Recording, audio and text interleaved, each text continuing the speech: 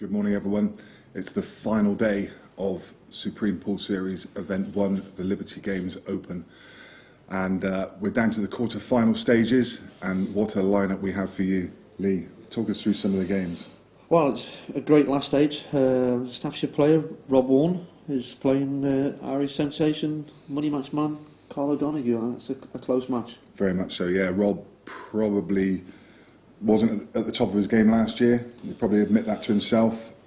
But the year before he did win the Supreme Masters when it was an amateur event, and he won £10,000, so we know he's capable. Yeah, it's good to see him. Good to see him with the confidence and battling away again. He's got a new baby. I'm sure he's more relaxed than he was last year, and I think he was in. And Carl probably due a deep run. Well, it's amazing for Carl. He's left his cue in England, thought somebody's going to bring it up, and now he's using Lee Grout's cue. I think he's used about 3 or 4 different cues throughout the event, and he's in the quarter-final, so shows the guy is talented. I mean, most people wouldn't be able to get this far or even play with somebody else's cue. Yeah. Next one, Ronan McCarthy and Phil Harrison. Probably the tie of the round for me. Yeah, on the main arena table as well. So yeah. That is the main arena. Yeah, it is the main arena one, and Phil will go in as favourite. But as we saw last night, Ronan McCarthy, you have to drag him off the table. Yeah, another 11-10. Two old campaigners there, and two of the greats of the game. Very much so. Phil had a tough game last night as well against Greg Batten. Yeah, and both did. They both have battle scars to come through this tournament, but they're still in, and that's the main thing for them. And all 4 of these games are streamed, by the way, so you can watch any of them. The next one, Sean Chipperfield against John Rowe. Yeah, both world champions, both class players, and that match is already underway. And John has got a 1-0 lead. It could go either way. Sean's a favourite on the bookies, but there's no saying John can't win that match. Sean's blown away some opponents this event as well, hasn't he? If you watch him play, when he gets going, his gear is unbelievable, and he's so quick. He's more him and Malin are the two you'd really want to watch, especially if they're doing exhibitions and stuff, and they bring that into tournament play as well. Yeah, and I'm going to be keeping a keen eye on the last game, Mark Boyle against Declan Brennan. Mark Boyle, we saw him last night. He's probably back to as good as I've ever seen him play against the young Declan Brennan, who's. Having said that, he's struggled all the way through. I think I've seen him play a lot better, but it just goes to show how good Mark is at his B game. Gets him through the quarterfinals, and there's no reason why he can't win it. And then you look at Declan. Over the last 2 years, he's just shot to the pool stars status. Really, he's from an unknown. He's now well known around the world. Gareth Potts was saying yesterday he needs to establish himself with a big win. Do you reckon this could be it? Which plays that? With Declan, sorry. With Declan, yeah. Yes, because he's new to the circuits. He's a new player, and when you get your first big title, then your name comes cemented in pool history, really. So to win an event like this would be big for his CV. Yeah. Okay, so without further ado, let's get to the action. We're going to go across the main arena table. Phil Harrison against Ronan McCarthy. We're looking forward to this game. Join us for it.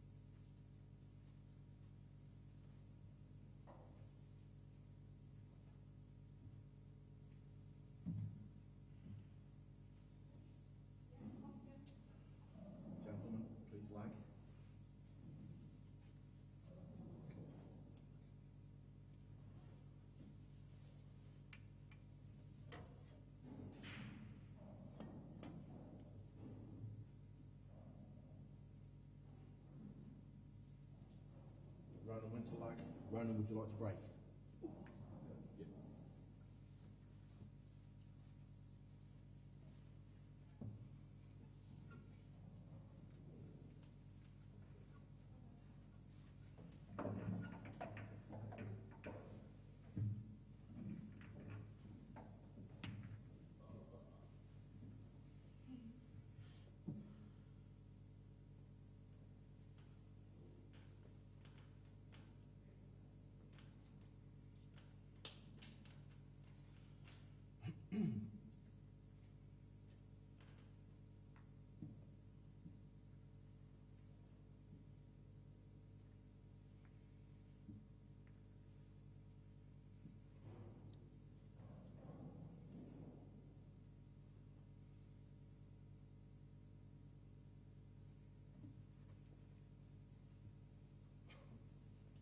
First frame, Ronan McCarthy to break. Time running. Good morning, everyone. Sunday morning, and the final day of Event 1 of the Supreme Pool Series. Ronan McCarthy against Phil Harrison. These two players probably have 50 years, if not more, experience between them. And the break could well play a factor in this match, and that is not a good break from Ronan, not well timed at all. And the referee's going to have some fun trying to get the rack off. And the players are happy just to leave it on for now until some of the balls are cleared away.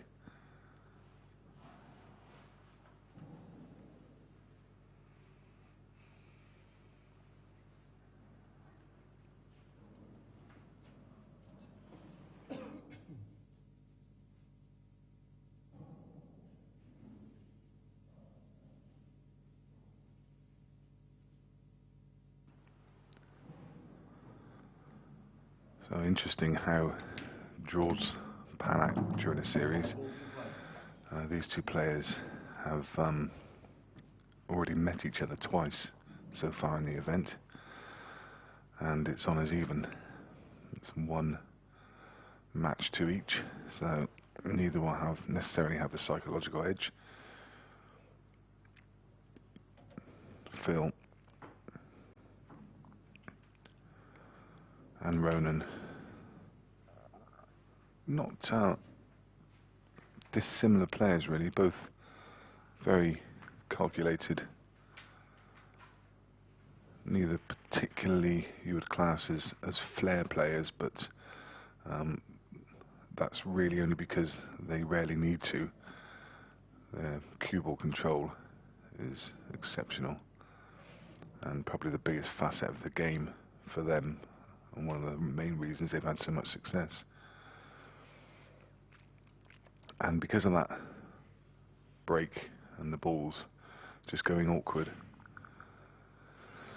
and this cluster of balls at the bottom of the table, nobody really wants to pull the trigger.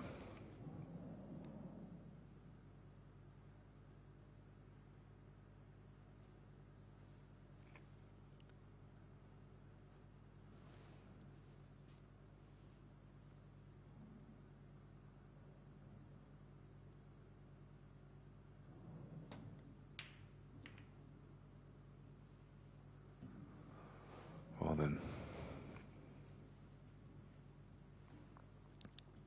that one's not gone to plan, and suddenly the table doesn't look anywhere near as bad as it did.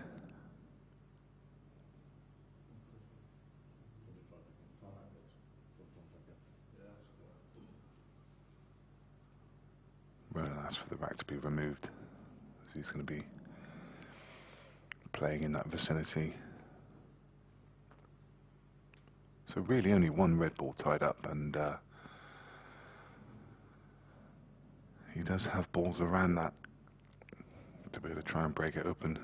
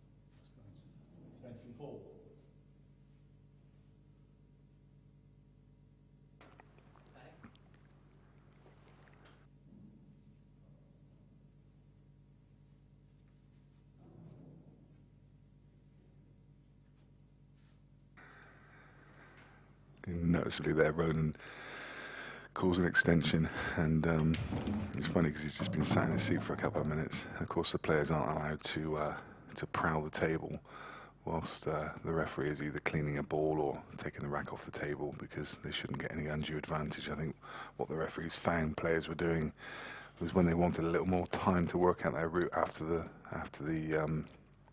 break, they would ask the referee to remove the rack, and then they just walk around the table trying to work out their route map. So it's just to take away any advantage.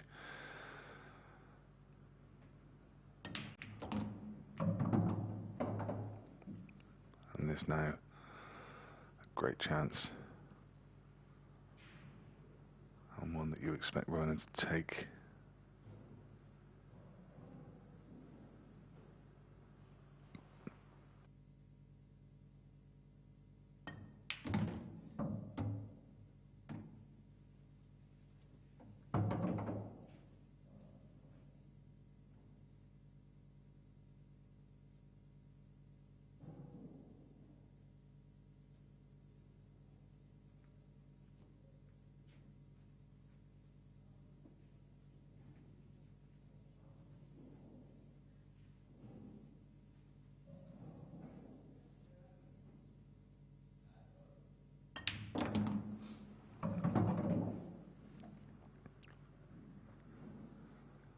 Again, we were talking about Scott Gillespie last night as being a punchy player.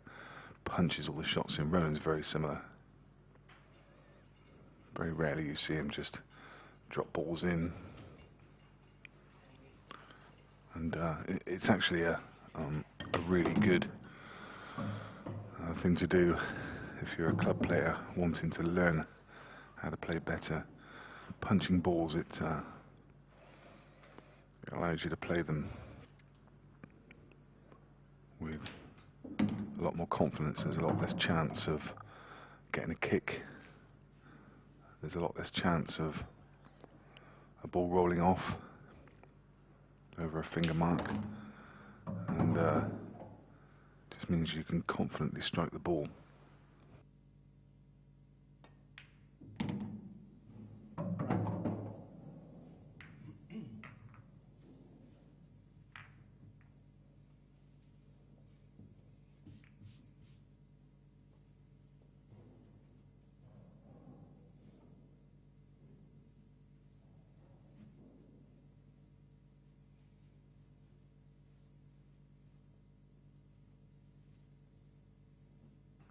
So Ronan McCarthy gets the first frame on the board.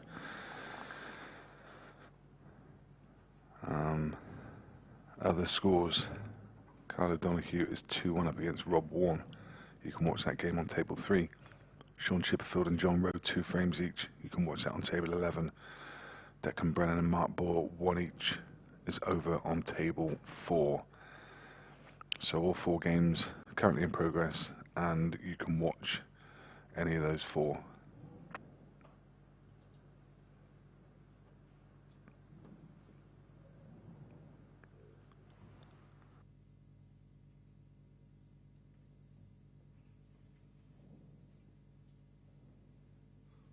Frame 2, Phil Harrison to break, trailing 1 frame to 0. Time running.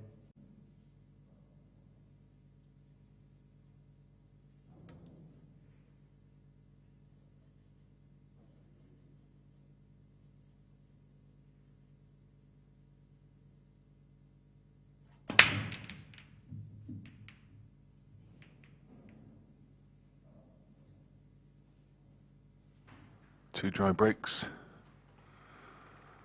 1 apiece, and I said right at the top that this really could go either way because of the break. Could really feature heavily.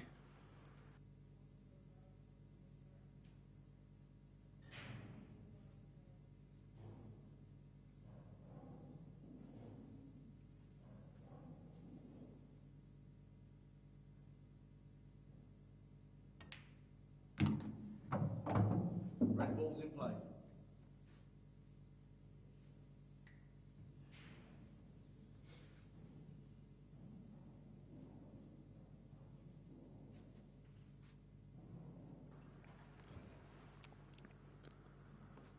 the red next to the black, or the one just below the black, should I say. I think it squeezes by. I think it's one of those that you can punch it. Wow. He's forced into having to take that shot as a plant. Wow, it hung and dropped. For a second it just didn't look like it was going to drop, did it? It just sat there. And you can see gravity take over as it slowly fell across the line.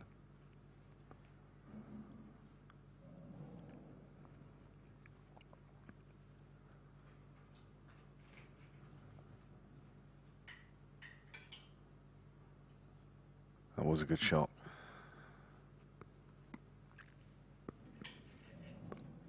And now all the balls do go.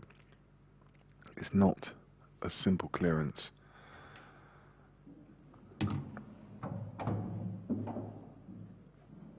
Because one doesn't necessarily lend itself to the next. Should be okay though. You can pop the one to bottom left and just stun up the side of the table. Play the one up into top left.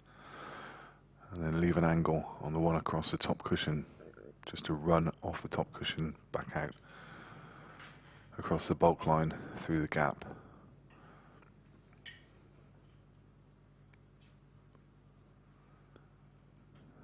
Probably. Yeah, the only question was whether he wanted to try and take that red between sorry, the one closest to the right hand cushion next, because leaving it to last, it just does require him to make sure. There you go, he's left a big angle here. So now he needs to play this either, yeah, with a tracer right side. You can see him just putting the side on just to run past the black. A little flick on the yellow is absolutely fine. In fact, it's left it perfect for him. He can now just screw back 2 inches and leave that black into the opposite corner. Another nice clearance. And Ronan taking advantage of that dry break from Phil Harrison. And it's now a 2-0 lead for the Irishman.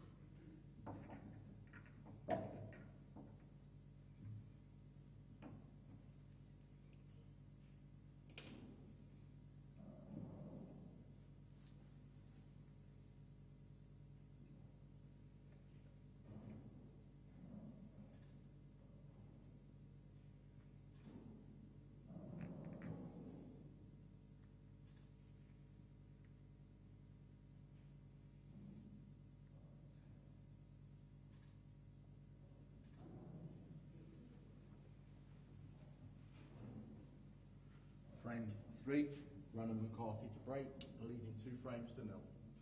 Time running.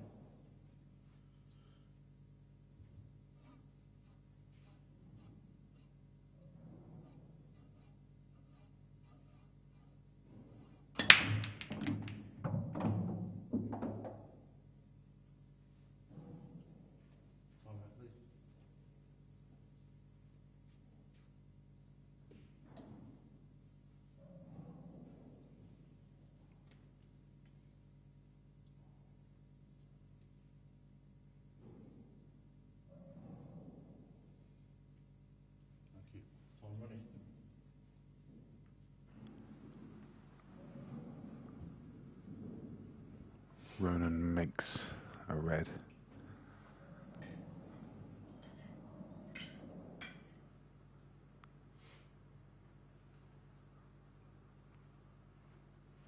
And I think yellows look okay here. He's got this tricky one up, but he's got the plant to the top corner, which he's going to open his account with. And in taking that, Look at that lovely little flick on the red, just to push it to one side, and suddenly opens up the frame. He's got a nice angle now, just to stun off the bottom rail. Look at that tiny bit of side. The cue ball control is just special. It really is. Tiny bit of side. And now left it perfect to punch the black out. And this is how to make pool look easy. Couldn't have played those first 3 shots any better. And in doing so, all of his problems have just gone. And now, look at that, even that. Just a tiny bit of side on the ball, just to come either side of that red. Ronan is looking exceptionally good. That's the first time I've seen him play in the event so far. And he looks formidable.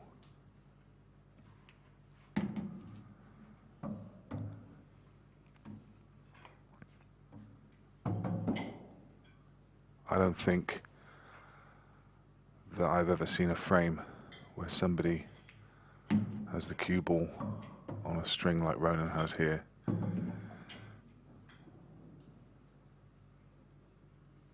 If he could have placed it by hand on each shot, he would have put it exactly where that cue ball's landed.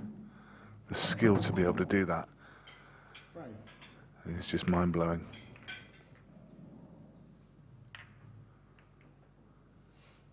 One of the purest frames of pool that you ever want to see.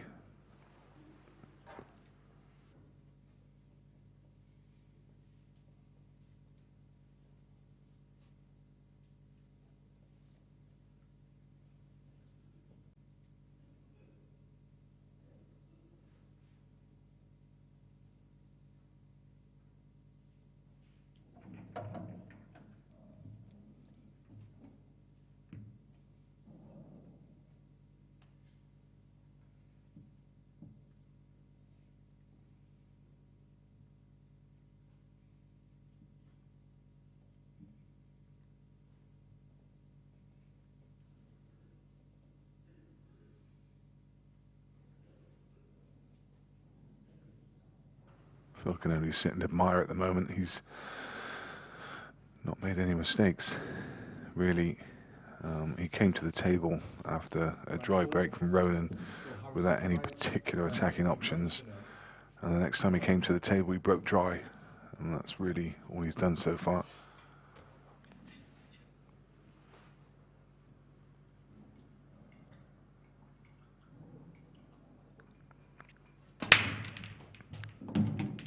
Finds a ball this time.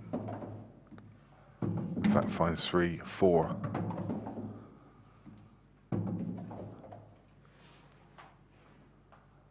Beautiful break.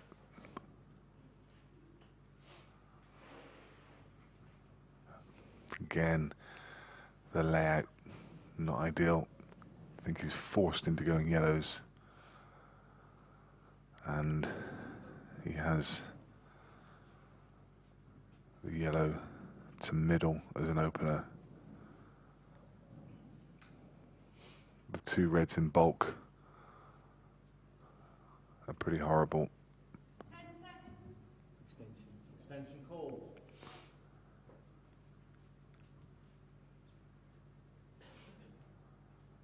Horrible when you time a break so well, and this is what you're left with. So, taking that yellow to left centre. Yellow ball's in play.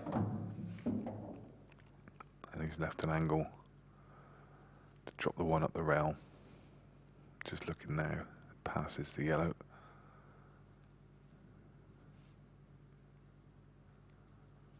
So these are there, but it's tricky. So the 1 up the rail, and then the 1 just to the right of the pocket into the same pocket. And then the yellow in the middle of bulk to top right, and then he can work his way down the table.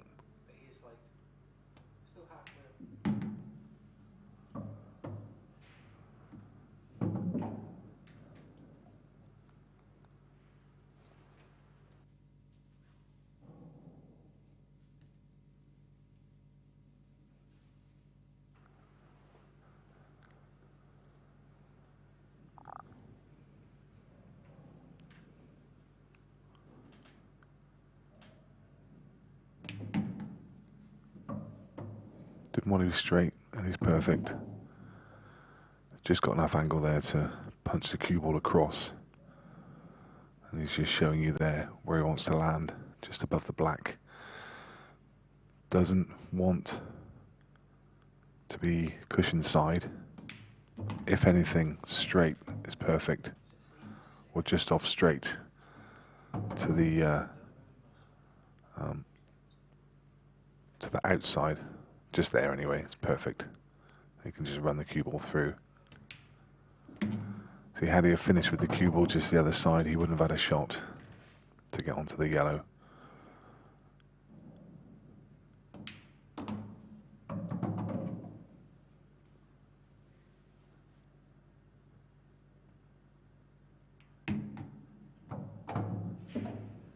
Frame.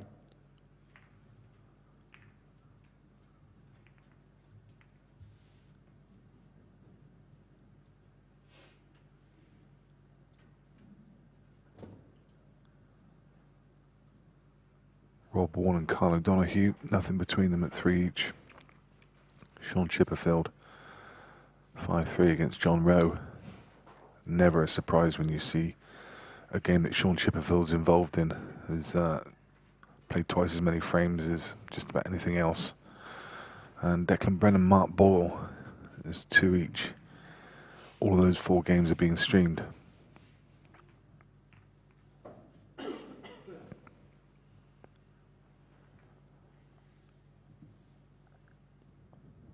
So, it's a very good morning to everybody. Realise that people are joining us as the morning goes on, as we approach Sunday lunchtime.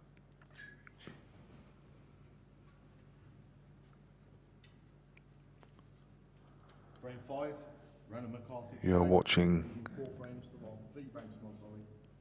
Time running. the Supreme Pool Series Event 1, the Liberty Games Open. Sorry, I'm just catching up with some of the comments.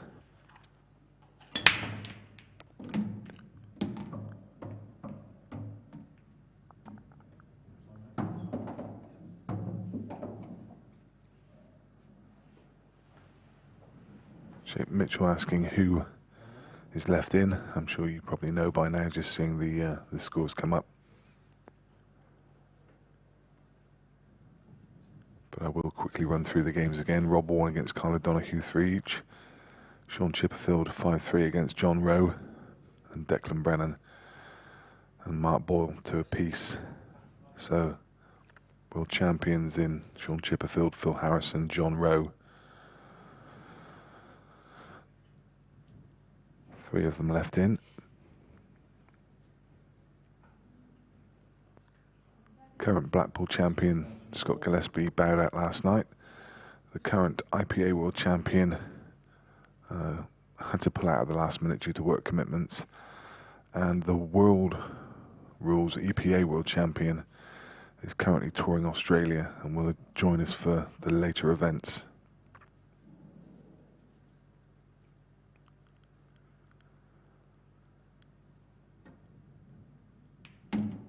Yellow balls in play.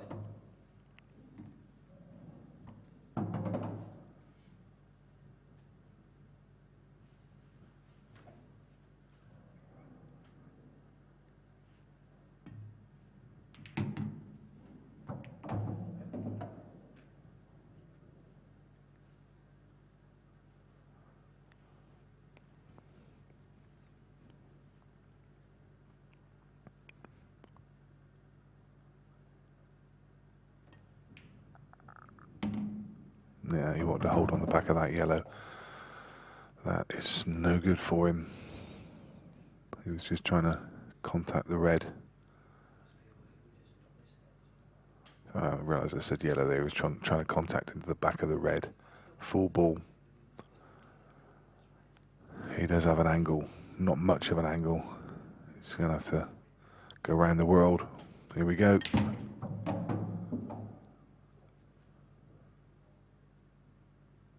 Good cue power. I'm pretty sure he's forced into taking the one along the rail first. I think it does pass below the other yellow. He can't take the top one because he can't get back across. There you go, there's plenty of room. So he's just going to drop that in and come up and hold. Now again, he wanted a full ball contact on that red. And this really isn't any good. Doesn't cut back. He can cut it along the bottom rail, but that's a horrible shot. I think it's all he's got. And he's going to go cushion first, so he's going to go cross table. There's a better shot. Oh, what a great shot. Look where he's landed. Look at that. So well judged. When you come across table like that, then it's easy just to impart a trace of side and any kind of side, and he wouldn't have made that pot. Really well judged.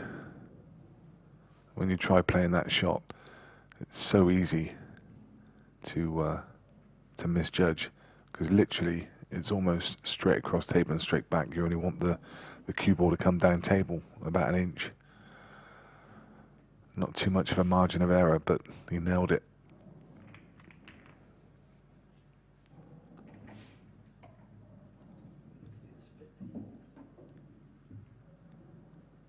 Yeah, someone asked when Phil broke a couple of frames ago and the black was hanging over the right middle bag. Had it dropped, it would have been no penalty. The black would have come back up and been respotted, and Phil would have carried on in his break with no penalty. Sorry guys, I'm literally just catching up with all of the comments. Good morning, Claire. Hope you're well. Frame 6. Doesn't seem that far away now that it's going to be Moscone time again.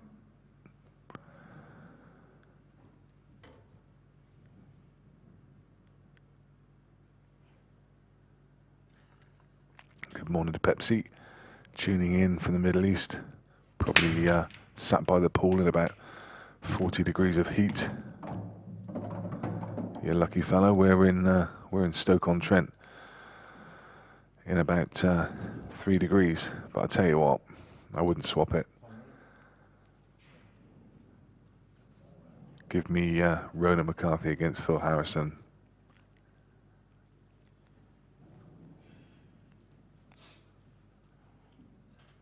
Another solid break, but it's just not coming out at the moment for Phil.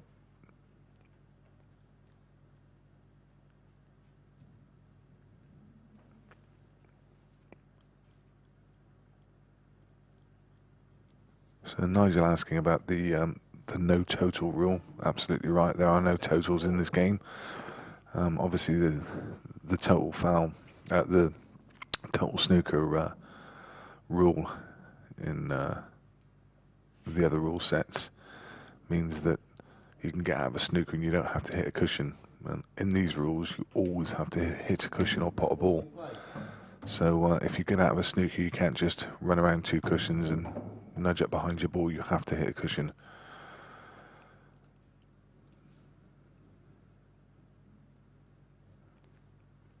I did hear it advocated an argument for maybe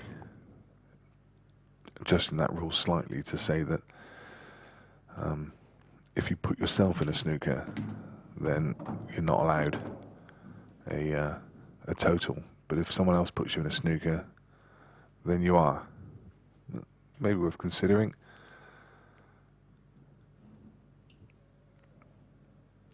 So Phil has chosen to go the route of reds. But horrible, isn't it? You're going to see him screw back now. Attack this one on the side rail. So he wants to go cushion first. Punch it out, knowing that he's going to be left on the yellow, on the red below the black. And what a great shot. I think the one just below the middle bag drops in. if he can land on it. And then he'll have the one above the middle bag as his last ball. So it's really now just about whether he can pop this ball below the black, run off the bottom cushion and back out just above the right cushion where the ref just tapped to leave the one down the rail. Yeah, I guess he felt the angle wasn't really there, so he's come across table to take this one in the centre. There was a couple of ways to play it. Either way was fine. As I say, the one on the left-hand rail he could have left till last. Actually, saying that, he couldn't leave it till last because the black doesn't go to bottom right. So that was my mistake. So he was forced into going this way.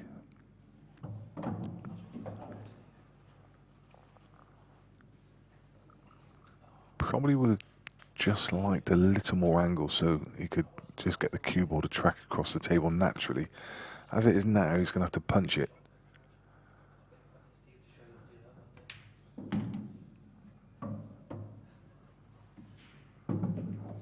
It's okay. So he can pop this, and the cue ball will fairly naturally come across table just below the black to leave the black in the right centre. Probably just a little trace of side to help the cue ball.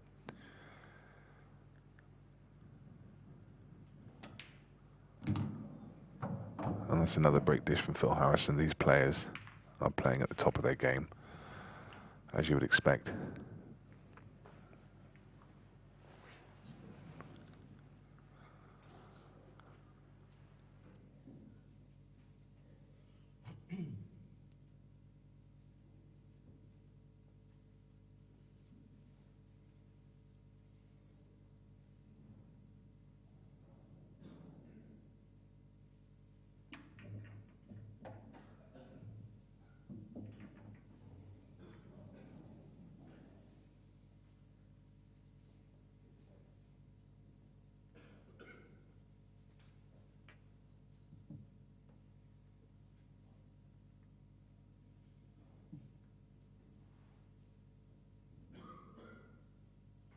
Phil busy in the corner, wiping down his cue. Ronan just sat there, stoic. You won't be able to read anything from that expression. Actually, a man with a ridiculous sense of humour.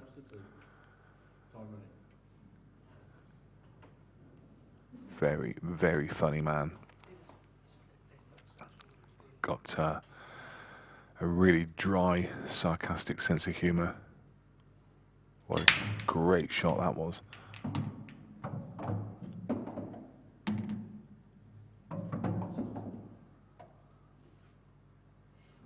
Success again on the break.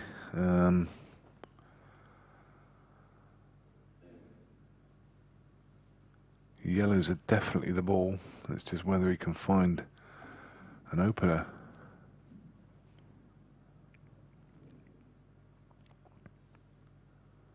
Can't get through to the one in the middle of the table for the left centre. I don't think the one he's closest to passes into the middle. The yellows to the right-hand side of the table don't pass into bottom right corner. So it's only whether he can, well, maybe that does pass in the middle, you know. When you look at it from that overhead, it's a tricky shot. And he's getting down on it to have a look. I think maybe it just does go, but it's only just. And he's going to have to stun back off the top rail. Another great shot.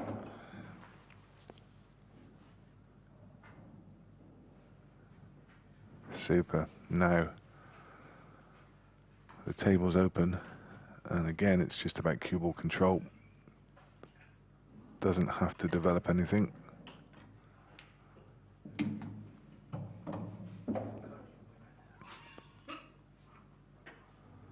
You'll probably want to sort out the 2 balls to the left-hand side sooner rather than later.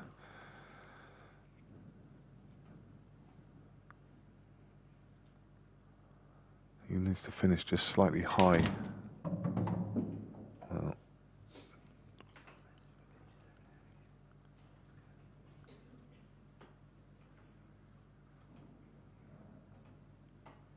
sure what the plan was in moving that one. The yellow to the right hand side goes to centre. I guess the only question is now whether this this top yellow passes into the bottom left.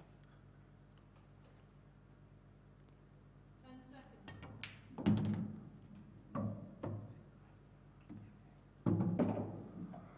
Still not got the right angle. He's trying to leave a slightly straighter angle so he can pot the top one and then just land on the red. I don't think he can do it.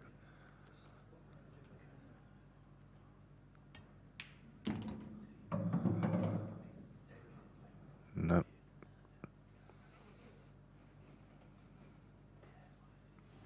Can't believe he can get to the potting angle here.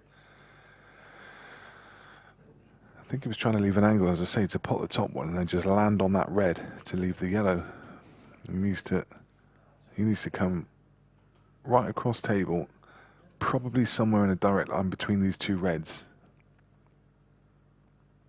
And he's got the wrong angle, so having to check it. No, that's no good. I don't think it's any good. He's down on it. I thought he had to get slightly further across the table. He's fine. Absolutely fine.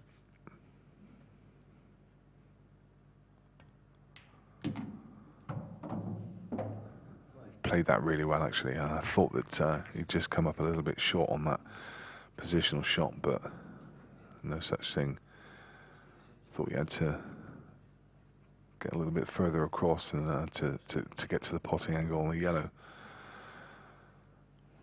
Another very tidy break and dish from Ronan McCarthy, and I believe that that's 4 in a row.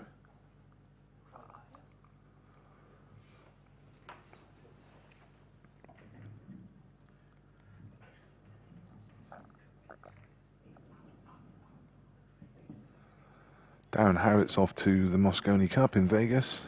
We'll see you there. If you see me, then come over and say hello.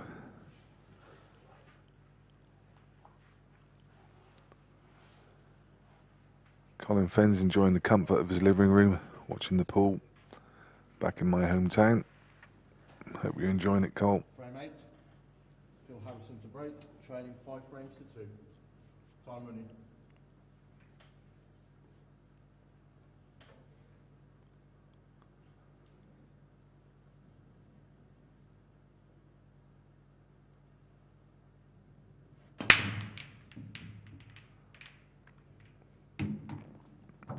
Colin Harris asking if you pot a ball from the break, the visit continues. But if the only ball potted from the break is the black and it gets respotted, so nothing else down, does the visit continue? Basically, play continues as it normally would. Just ignore the fact that the black's gone down. So if it's a dry break, then the opponent comes to the table because it just acts as a normal dry break. And if you pot 3 balls, then the black comes up, it gets respotted, and you carry on with your break. So basically, the black's just coming up. Play continues as it normally would. The black doesn't count as a legal shot. So it doesn't count that you've actually potted a ball, so you're not in control of the table.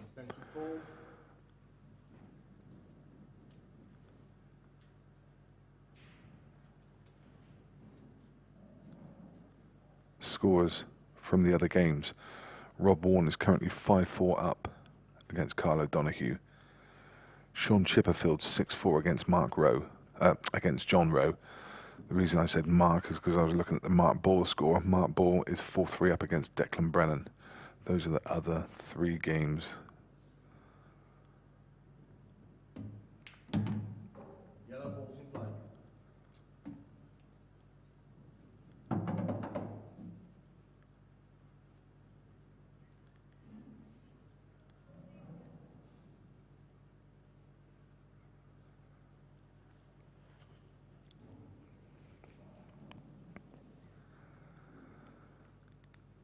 yet again. Look what Phil's left here. It's just a mess.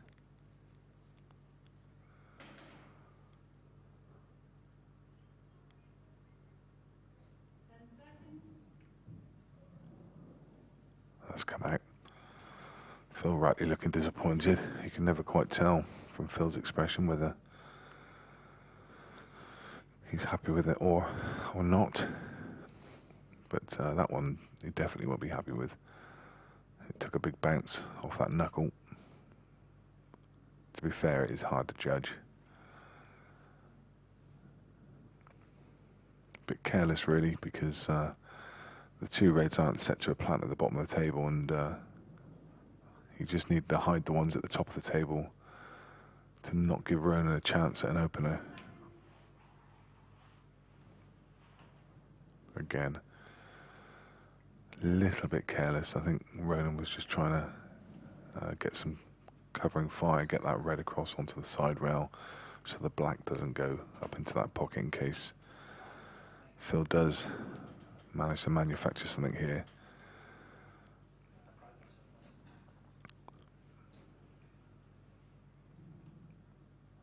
Well, he does have a plant into bottom right. I wasn't sure whether he was going to take it or not, because I'm not sure what the advantage is.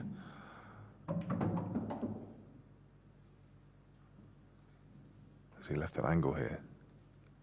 He has. I think he has. He's left an angle to come down and break up the two yellows.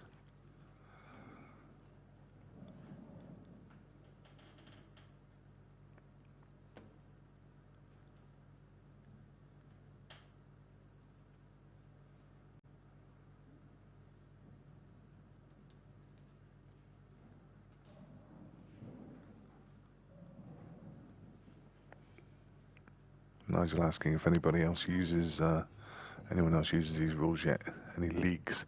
I don't think it's been adopted into any leagues yet. I know that it is used in a couple of competitions. Racks over in Ireland are using it regularly in their comps, and it's gradually being adopted. I think they're too new on the scene to be used in leagues yet. I would imagine Blackpool took a few years before they were adopted. So it's still a very new rule set. They are the supreme rules.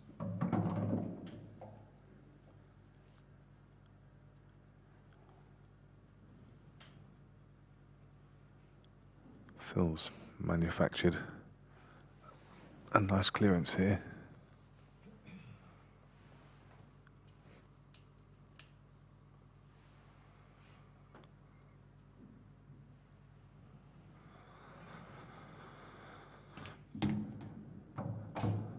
Wow.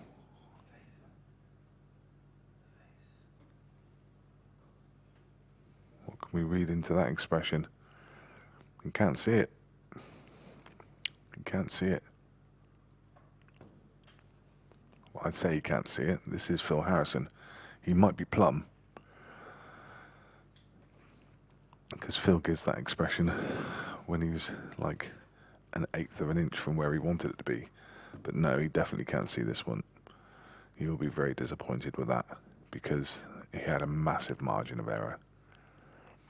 I know what he was trying to do. He was trying to finish slightly high so he could come off the bottom rail, back across for the black, but really anywhere would have been fine.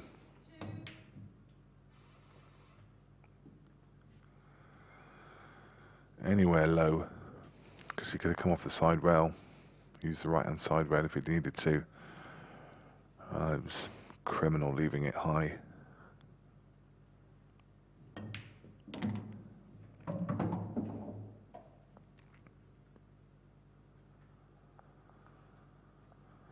But it's kind of all being manufactured from his brakes at the moment. The brakes are just not coming out for him.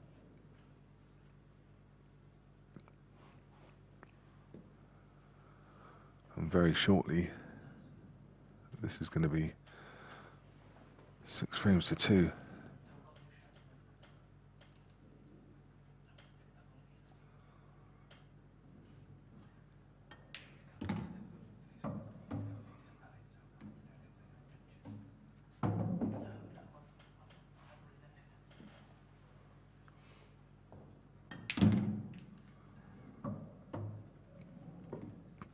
And the best players are always so clinical. Ronan, for Ronan, this is a fairly simple clearance, but you've still got to get him. And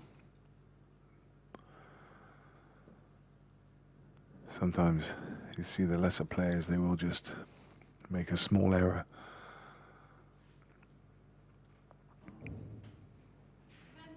And let their opponent back in, but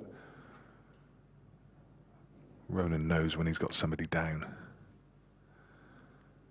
that he's going to keep him down. He's called for his extension. This looks simple enough. I think the problem is on the 1 to top corner he's dead straight, so he can't get back out. And then playing this one, he was just running away from the work slightly. The consideration being with the black being where it is, he's gonna land on the black. He's not going to try and get it out. Trying to get it out would be suicidal if it went wrong.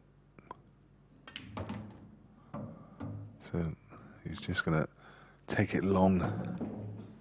And this is clever, actually, taking it down to this pocket, knowing that if he doesn't get it, he's going to be taking the bag. But there weren't any doubts, were there? Nailed it.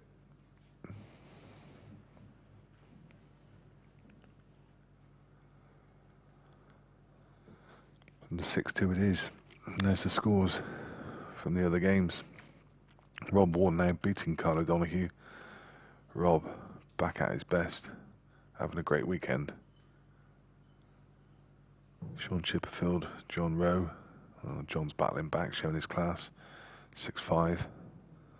And Mark Ball has now pulled a little lead on Declan Brennan, just giving himself some breathing space. 5 frames to 3. Can see a few people drifting in early on the Sunday morning, wanting to come and catch the action. If you're in shouting distance of Stoke-on-Trent, then will you come and join us? Quarterfinals, semi-finals, and later the finals. Come and enjoy the action. Cheer on your favourite. Frame 9, Ronan McCarthy to break, leading 6 frames to 2. Time running.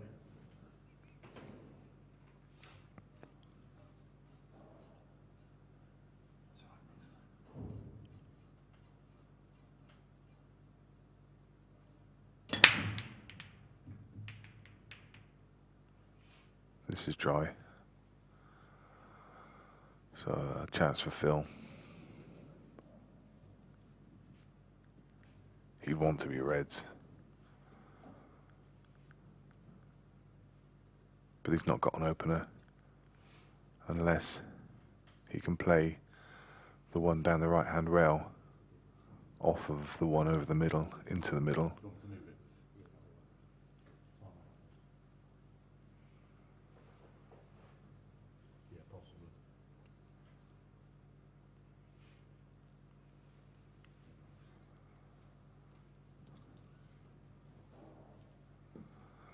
Yellows. There's 2 yellows in the cluster. Actually, I thought the red at the bottom of the pack goes into bottom right, but looking at that angle, I don't think it does. So that would be a consideration. So whatever happens, he has to break out a ball. I said reds because I thought all of the reds go.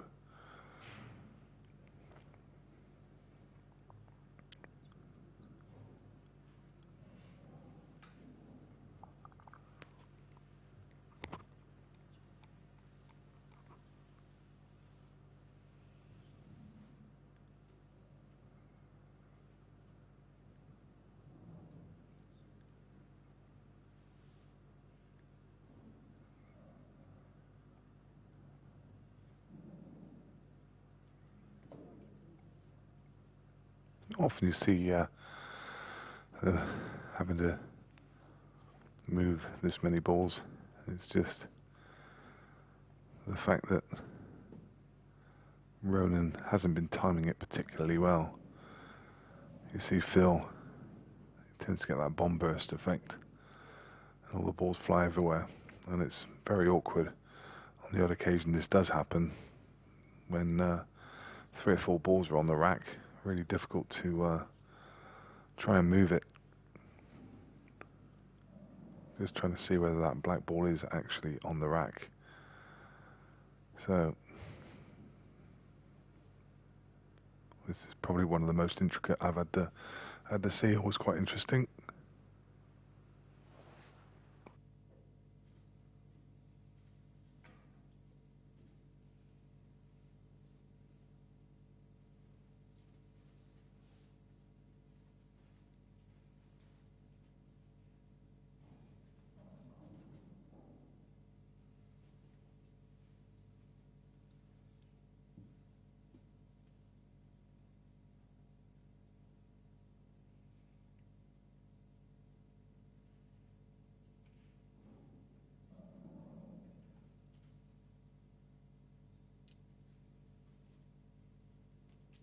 Thank you.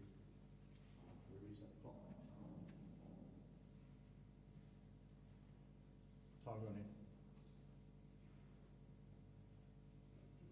That was a bit of a mission. It's, as I say, not often you get those kind of problems. Phil did want it to be removed because there's so many balls in and around there. Anyway, the players wait patiently and it's job done.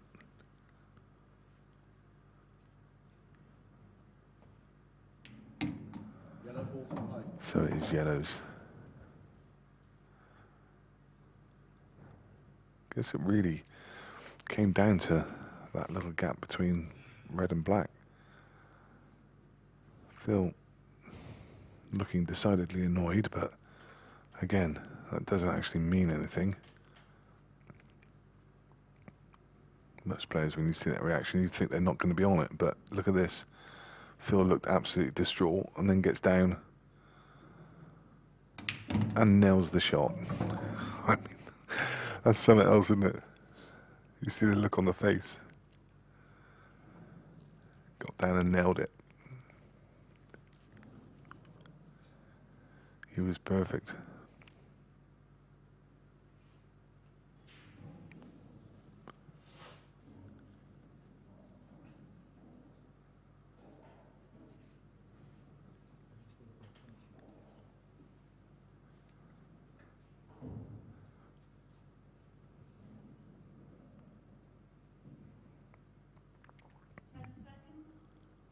So you can dab this. He's going to come up table. I think he's going to leave the yellow on the right side as his last ball to get onto the black.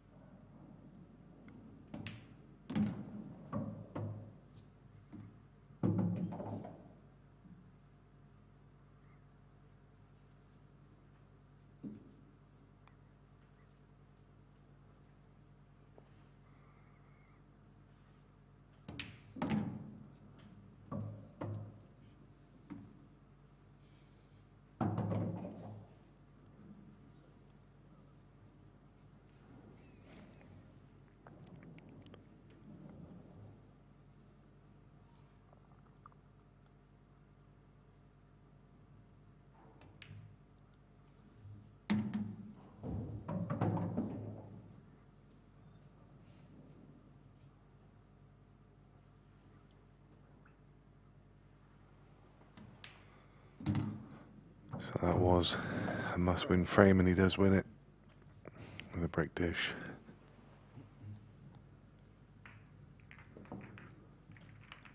I make that.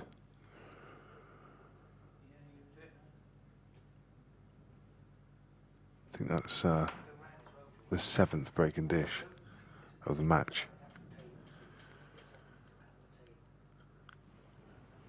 In fact, no, it's not. It's the 6th. The first 2 went dry. Frames 3, 4, 5, 6 and 7 were breaking dishes. 8th frame was the misposition by Phil, and Ronan cleared, and that was another break and dish.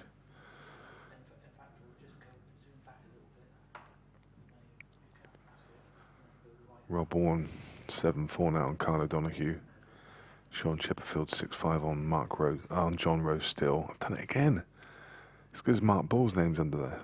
Mark Ball 5-4 against Decky Brennan.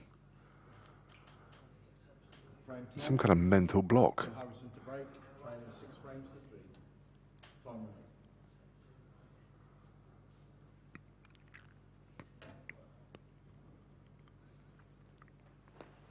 What am I talking about? That wasn't a break condition, the last one. Ronan broke dry. And it was a reverse dish.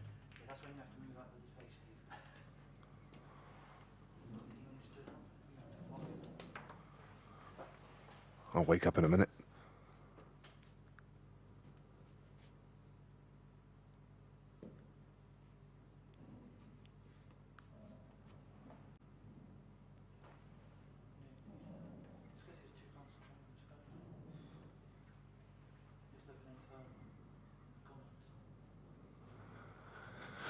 It's Sunday morning after a last weekend, after a long weekend, so Red balls in play.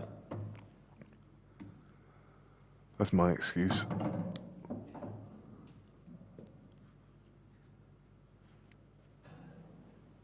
Reds look good here.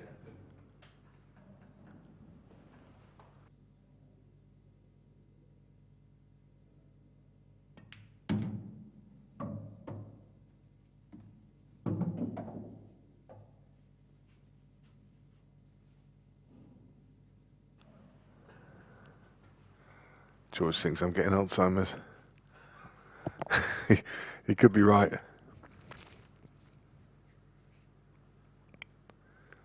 I just put it down to not being wide awake yet, but could be the onset of Alzheimer's.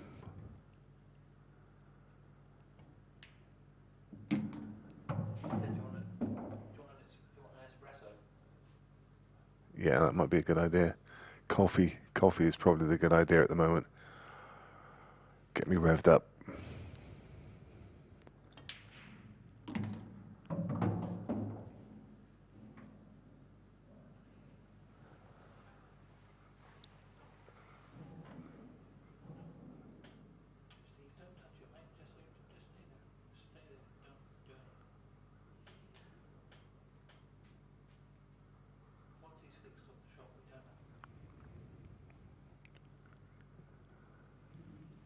That's correct, Rob Dean. Very, very good lineup.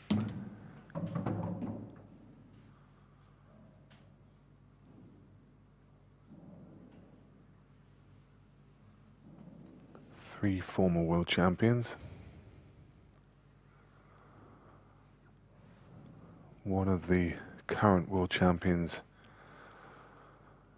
was knocked out last night by Mark Boyle.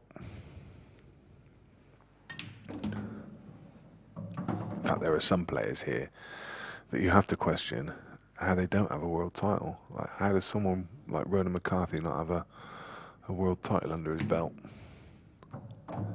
Shows how difficult they had to come by. Somebody who's been at the top of the game for as many years as him has never managed to achieve the biggest prize.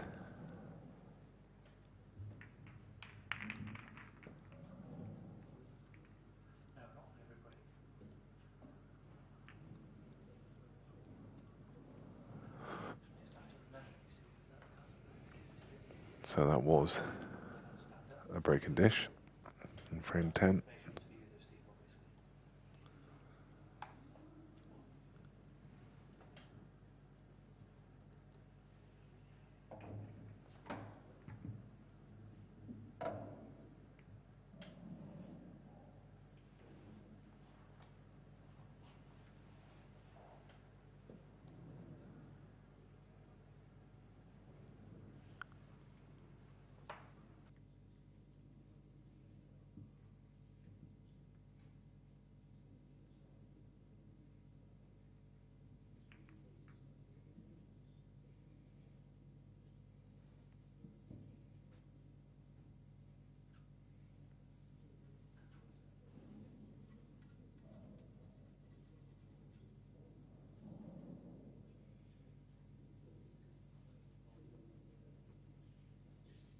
Frame 11, Ronan McCarthy to break, leading 7 frames to 3. Time running.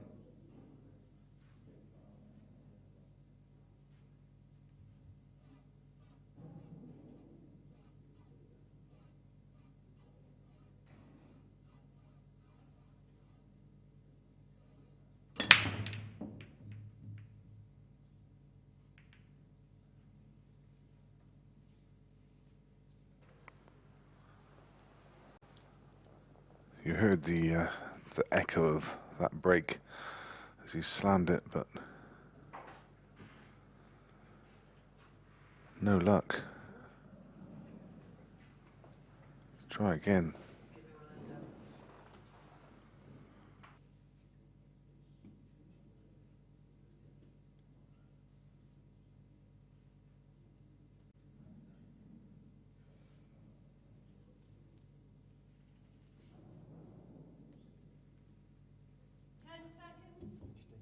Extension called.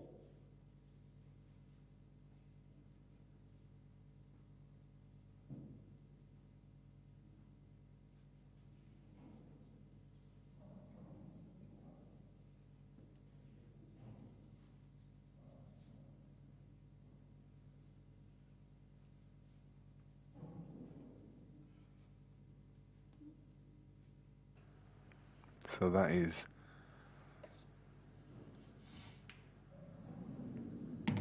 Yellow balls in play. the 4th dry break, 5th dry break. 3 for Ronan, 2 for Phil.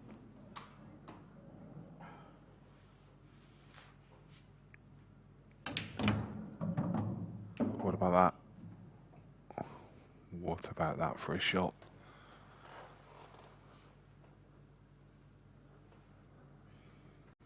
Look at the fizz on this cue ball. To even see this shot, look at the cue ball, bends around, comes up. What a shot. I said earlier that it's not often that you see Phil Harrison play any kind of flare shots because he doesn't tend to need to. But when he needs to, look at the way he can pull out the cue ball control there. Is just exceptional. Just arced it through the gap. Perfect connection with the yellow. Great shot.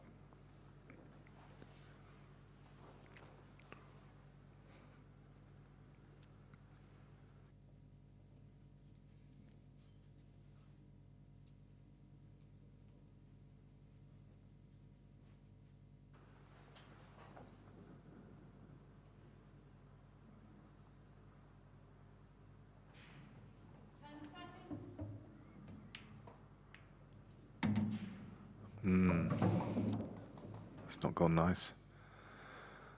Quite rightly looking disappointed. But I think he's still okay. He can take the one to middle and cue ball off the top cushion. Wants to finish. He's just showing you now. He wants to finish almost straight so he can screw back out for the other yellow. Doesn't want to be, again, cannot be rail side, because then he's going directly into the other yellow.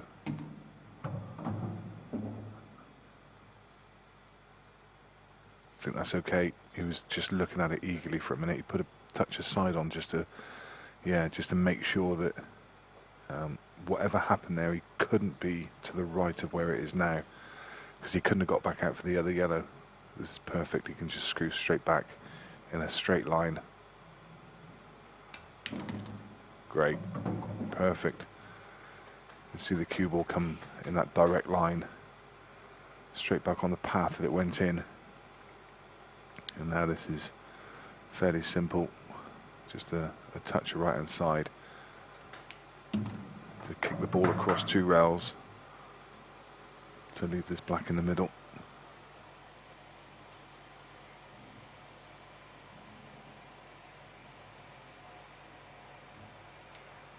It really is top class clearance from Phil. Can we take another look at that shot? I think that deserves another. I could watch this shot all day long.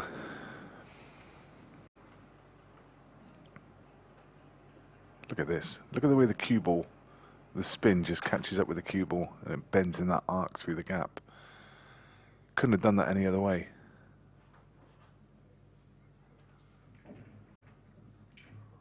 Wouldn't have got the angle.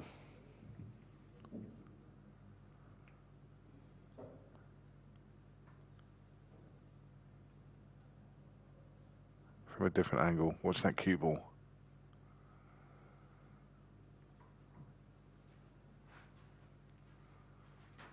And Phil just keenly looking on at where the yellow went. Landed. Perfect. And it was the key to the clearance and the key to the frame. And it pulls Phil back. Cuts down Ronan's lead to 3 frames. Rob Warren 8-6 now against Carter Donahue.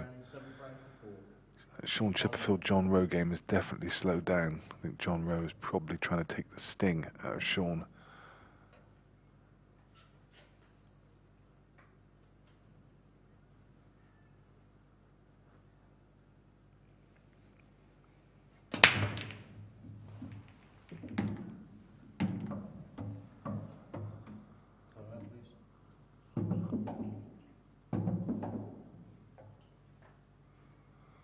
Going to have a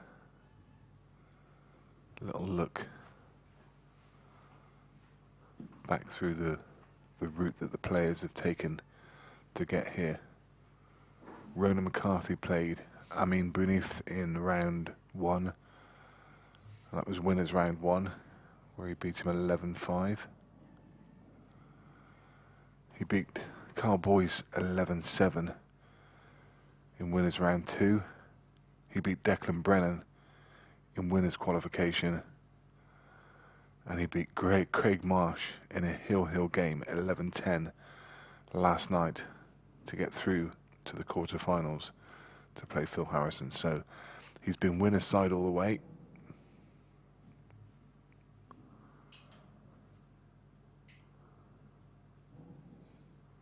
It's been a tough run-in for him.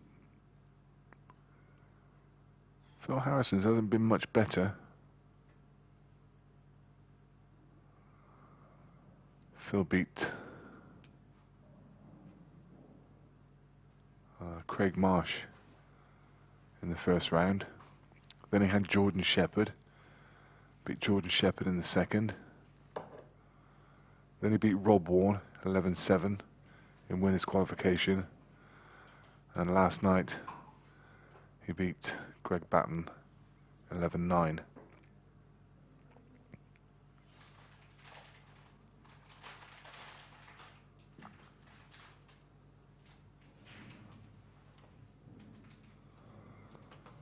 Thank you.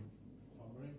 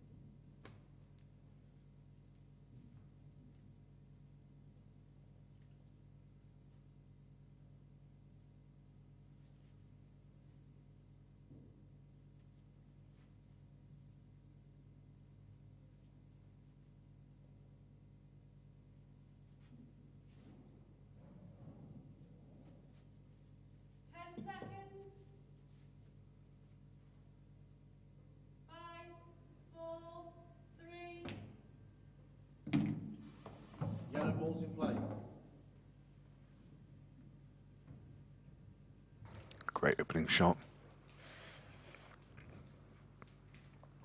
Queuing down on the ball makes it so much more difficult playing it into these middles.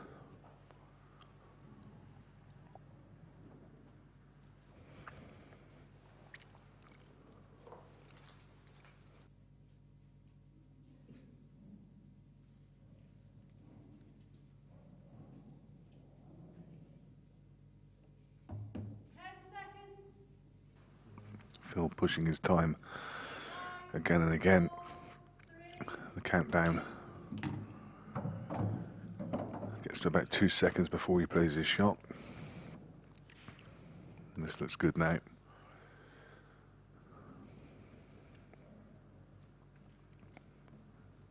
Has a choice about how he goes about these.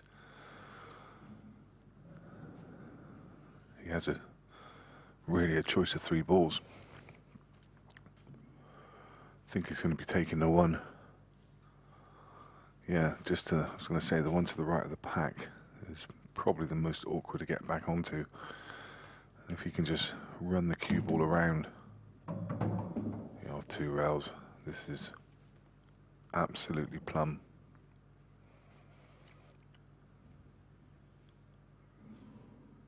Big sigh from Phil because he's plump. Hates being one of the best cuemen in the world. Must be a drag. So a big sigh.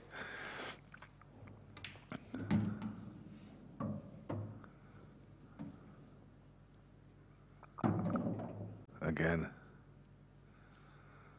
Couldn't have placed it much better by hand. These are the kind of shots where you can get a kick. So, incidentally, you see him.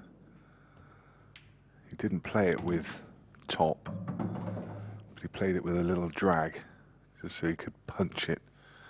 If you play those shots with top spin, you can so much easier get a kick.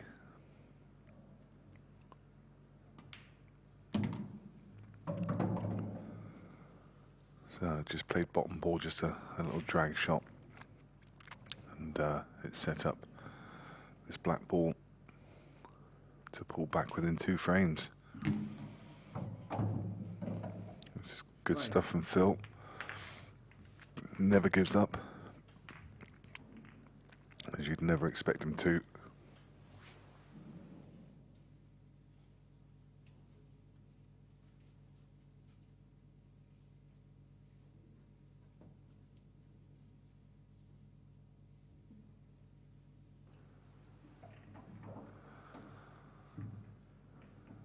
So first frame was a bit messy. Second frame was drive from Phil and a reverse dish. Frame 3, break and dish Ronan. Frame 4, break and dish Phil. Frame 5, break and dish Ronan. Frame 6, break and dish Phil. Frame 7, break and dish Ronan. Frame 8, nasty little break from Phil. He missed position on the black. Ronan cleared up. Frame 9, Ronan went dry, reverse dished. Frame 10, Phil went dry, reverse dished.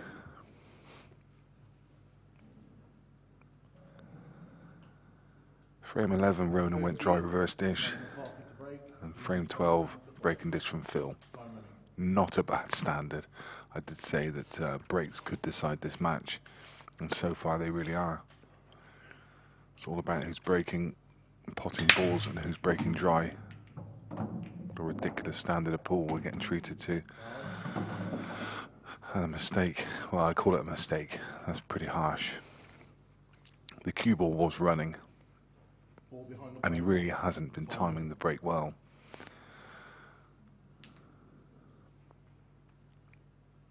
Did you hear that click?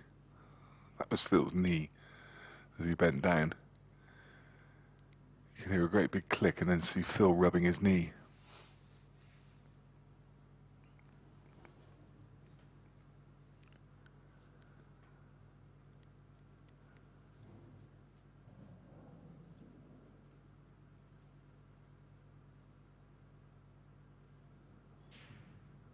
Don't worry, Phil. 10 seconds. Age gets to us all. 5, 4, Extension ball.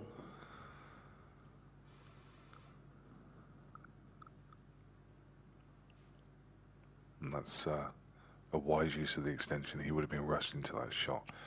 And it's a shot that you don't want to rush. And he wants to make sure that it is the right shot. He's looking at it again. I think what he wants to do is play it off the yellow. Just like so. And in playing it off the yellow, he's cleared that pocket for the red to the right hand side of it.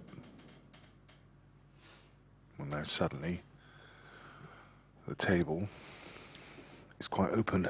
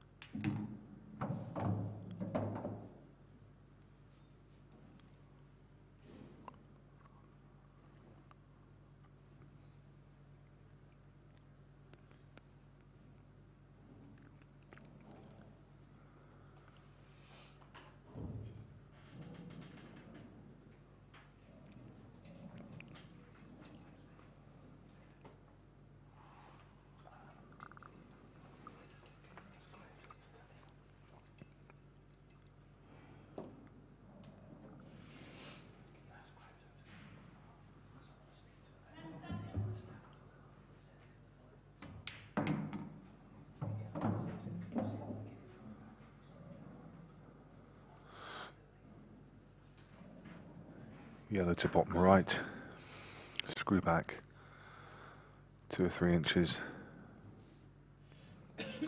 Very red to bottom right. I've had that espresso. It's not worked yet.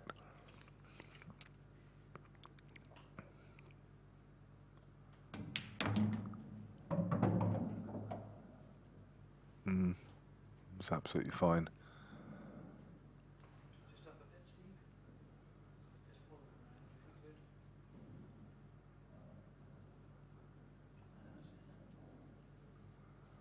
It's not exactly where he wanted it.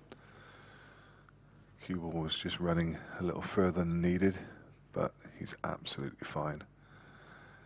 And the beauty of coming into that area between the triangular balls was he was going to have a choice of 2 or 3 shots wherever he landed. If he'd have landed 2 or 3 inches lower, he'd have still had a chance of a couple of different shots. So you can see the benefits of just playing to an area. Really good. He's just going to nip this one in. A little bit of screw.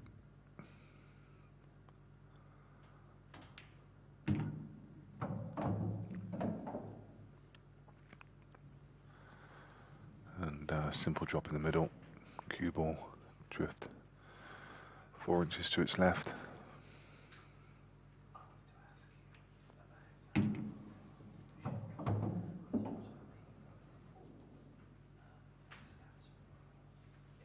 To leave a black, to pull back within a frame.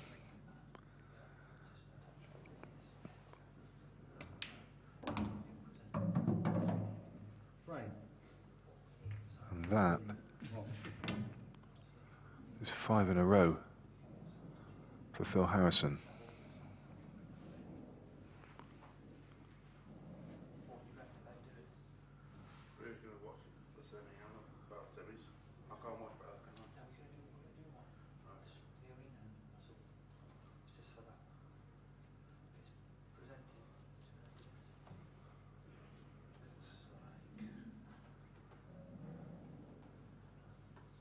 Sorry, that's 3 in a row for Ronan. Of course, frame 10 was the Phil went dry in that reverse dish. So it's actually 4 from the last 5 that Phil's won.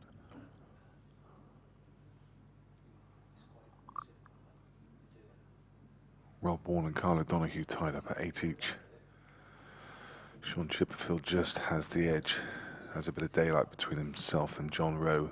That 2-frame lead, and Declan Brennan has now 2 frames on Mark Boyle. got a feeling, isn't that a 4-frame swing? I think Mark was 6-4 ahead. In fact, he was 6-4 ahead. So Declan's won 4 on the bounce there to give himself the advantage. And I'll be honest, when the bookmaker was pricing it up this morning, I fancied Declan maybe to do the job there. It was a really close game. Although, having said that, it's hard to pick a winner between those two. I did tip my fancy as being Mark for the event after the way he played yesterday against Scott. But in the interview afterwards, he did say that he's just been a little bit inconsistent over the past couple of weeks. So that inconsistency maybe is catching him out against a very tough opponent. You can see the black ball sat firmly on the sharp rack, so he's just going to move that ball.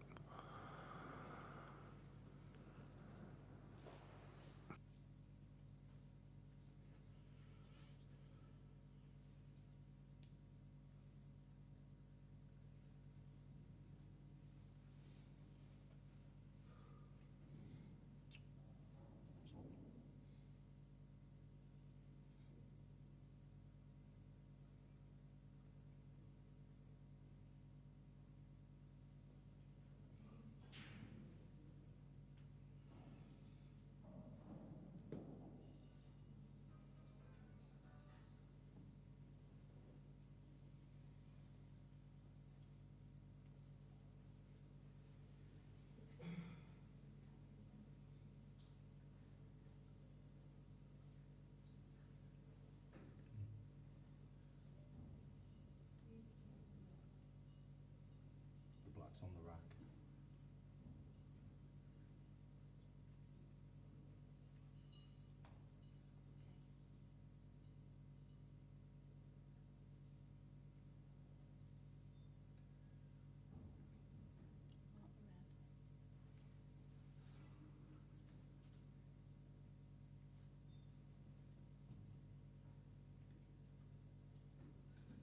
This side, so you can roll it that way.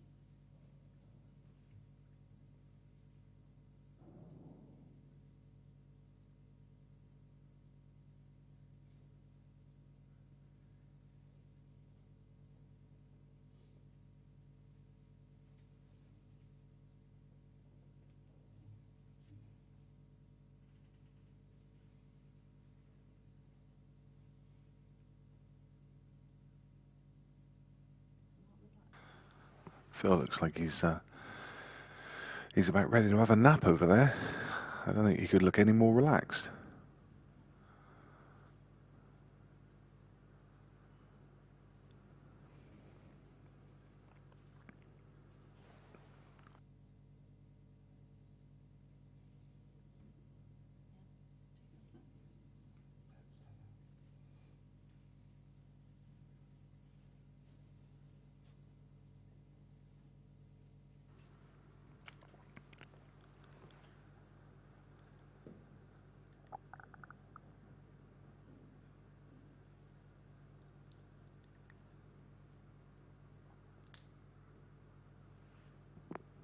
So in a great weekend for sport, the Grand National yesterday, the FA Cup semi-finals, the boat race today. What I don't understand is how the same old two teams keep getting to the final. Oxford and Cambridge every year. Who do you fancy for the boat race this year?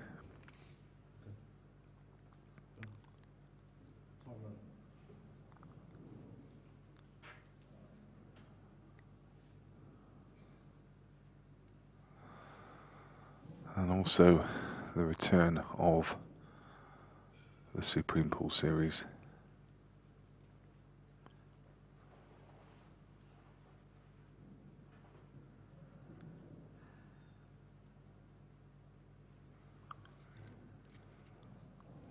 And it's not let us down at all, has it? It's been a really good event. Still some really good pool lined up for today.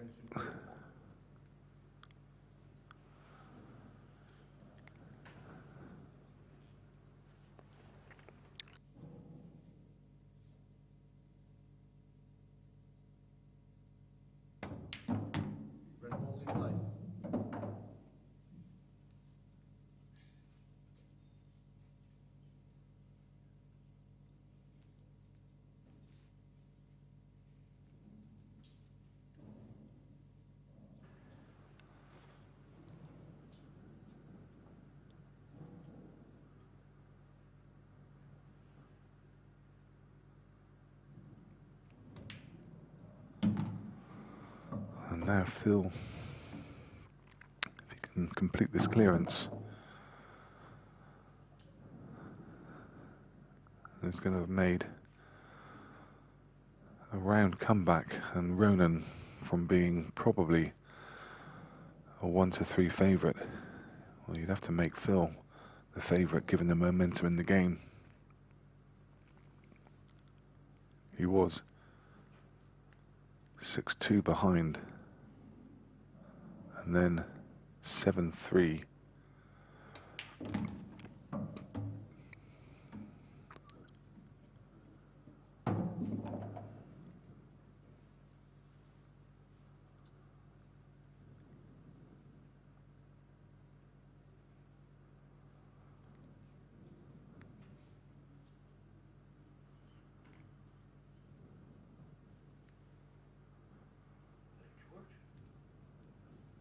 If you don't know the characters themselves, I can tell you that Phil Harrison is one of the nicest people you could hope to meet. I've mentioned it before, but he just pitches up about half an hour before he's due to go on. And he's always convivial. Everyone knows Phil, and Phil seems to know everyone. And when he comes in the room, everyone wants to say hello to him. And he always remembers your name. Even if he's only met you once or twice, he'll remember your name, and he'll come over and shake your hand and ask how you are, and ask how you're keeping.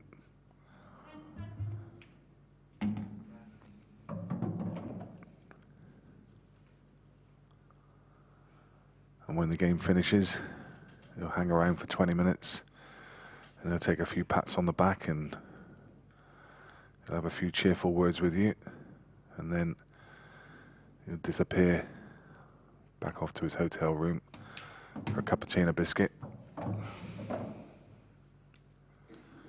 and then rinse and repeat for the next round. Never see him with an alcoholic drink in his hand. Not even sure he does drink. Has his own table at home. I think he's got an outside pool room in which he puts the hours in. Big practicer. And that's how he stayed at the top of the game for so many years. And 7 frames each. Completes his mini comeback.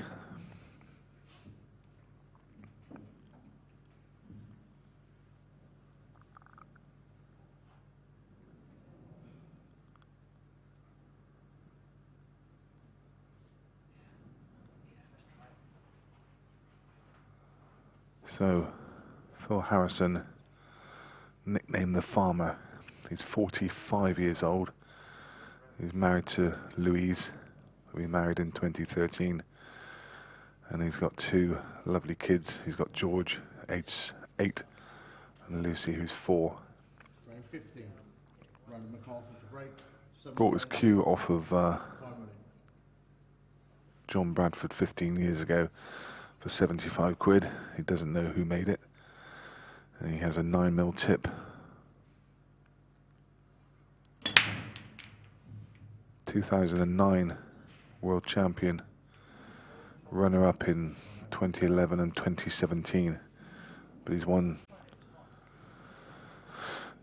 I think, a touch under 20. I think he's 19 UK tours. Many pro events. He won the Savannah Elite £500 a man tournament in 2016, where he beat Mark Farnsworth in the final. I remember watching that one, commentating on that one until the wee hours, and then having to drive back from Manchester to the southwest at about 3 o'clock in the morning. He's won a dozen Hearts tours. Won the China Grand Prix in 1999, played for England for 8 years between 98 and 2006, winning 5 World Team Championships and 6 European Team Championships. Did have a little dabble in 9-ball a couple of times, played on the IPT Tour in Las Vegas and in Reno. And of course he won those 2 Supreme events last year. Started playing pool when he was 6 or 7 years old. And when he was 10, he developed a love for the game as he was watching snooker, watching his idol, Steve Davis. And he kept winning. And he just got that winning mentality and that winning attitude. Yellow balls in play.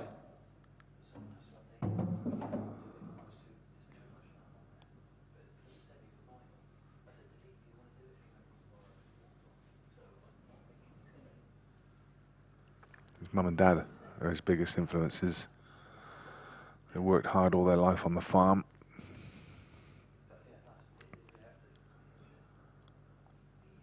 And Richard Ellis was the person who used to take him around the country, started taking him to all the comps when he was a young man.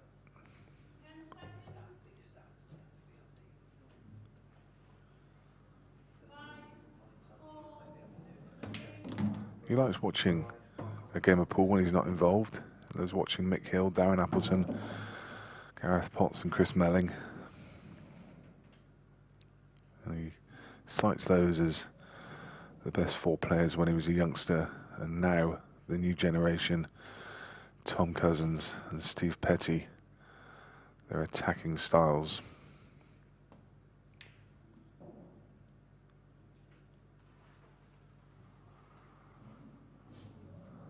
Unusual miss there from him, but he is very, very much in control of this frame. Now, can Ronan use the rules to his advantage, knowing that there are still yellows tied up? I think there would be an advantage in the red that he's closest to if he could drop that onto the yellow over the pocket and cover the pocket and stun the white ball back up into the bulk area. He could possibly leave Phil in a spot of bother and wrestle advantage back in the game. Just he may still play that shot, but I think he's just going to try and get a better position on one of those balls.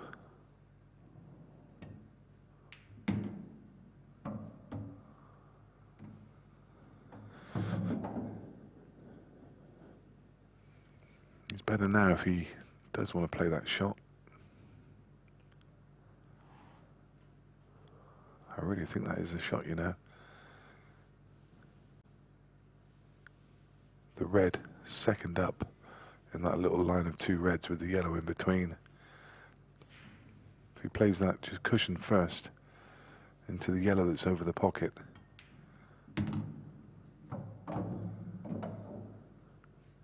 Again, still got the perfect angle to play it. It's just whether he sees it and whether he thinks it's the right shot. He is going to play it.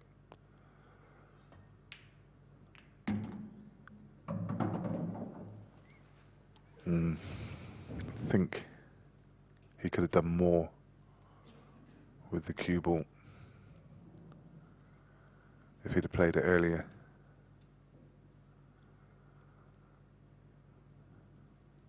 I'm not sure this is enough. Phil does have the option to clip off his yellow and pot that red, but then I don't think he can leave it safe. He's going to leave Ronan some kind of pot to the top of the table. But given where the red is furthermost to the right hand side of the table, well, I think there is value in playing that shot, and that is what he's going to play. So it's classed as loss of turn, So Ronan comes to the table, has to play the ball from where it lies. Clever shot there from Phil. As I say, there is Ronan does have a pot, but really gets no advantage from it. He's still got 2 reds tied up.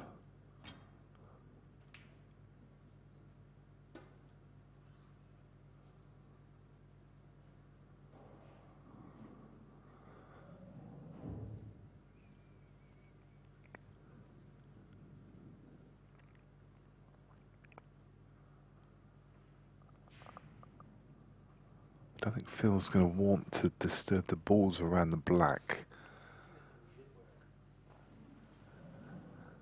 He's not as safe as he'd like to be. Both of those reds do go. There's a lot of traffic around them, but the one on the right goes to left, and the one on the left goes to right, so... 10 seconds. Phil has used his extension, so... You see the referee tapping on the table.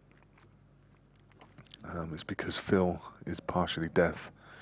He does wear a hearing aid, so the referees always ask him before the game how they would like how would Phil like them to notify him of the 10 seconds, and they do it by way of tapping the table. So when Viv calls 10 seconds, you see the referee just steps in with 2 taps on the table.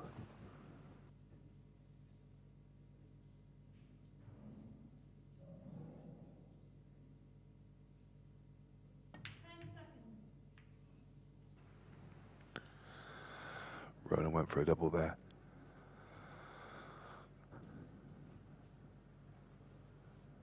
Didn't come off. I think he's pretty much handed this frame to Phil Harrison. And now we're going to see Phil take the lead for the first time in the match.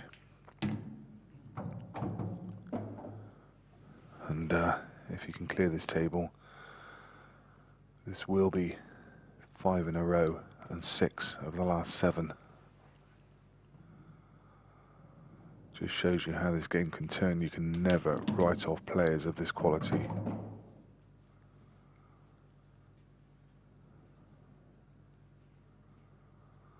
Again, absolutely perfect. Nothing to do, just stun the cue ball.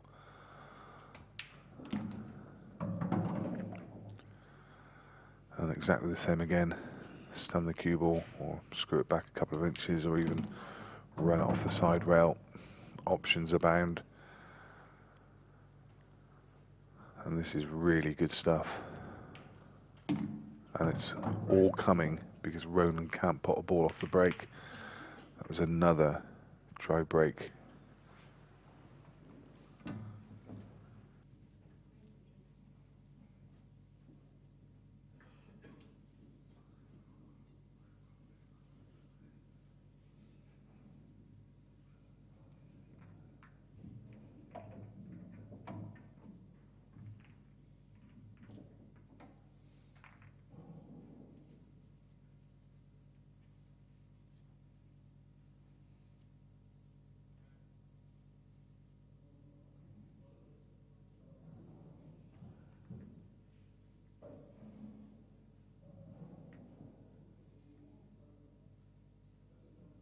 So that's 5 dry breaks now from Ronan, and the last 4 breaks.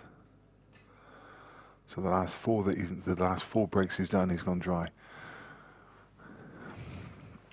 Rob Warren is on the hill against Carla Donahue, 10 frames to 9. Sean Chipperfield is on the hill, and one of the games that's already over.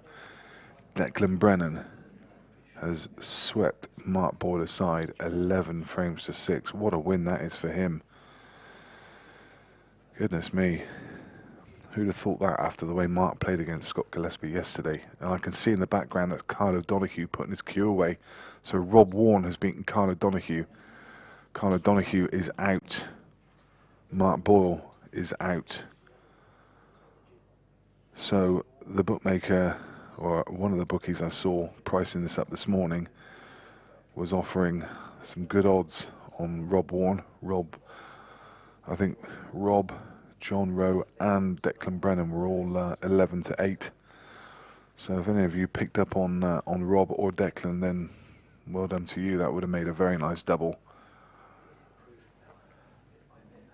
So Rob Warren going from strength to strength this weekend. That is a really good scalp, because Carl O'Donoghue has been on some really good form over the weekend.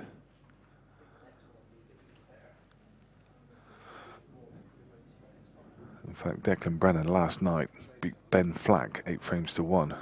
And it's not often anyone beats Ben Flack. And Ben Flack was just off the table, having beaten Liam Dunster. It's a funny old game, I tell you. So 2 of these games are over. Rob Warren against Carl O'Donoghue. Declan Brennan through against Mark Boyle. We await the results of Ronan McCarthy, Phil Harrison. Phil currently leading 8 frames to 7, but we are waiting for the referee to move the score on.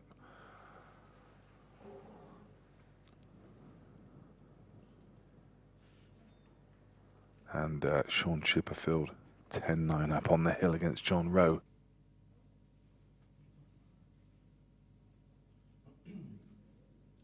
Frame 16, Phil Harrison to break, leading 8 frames to 7.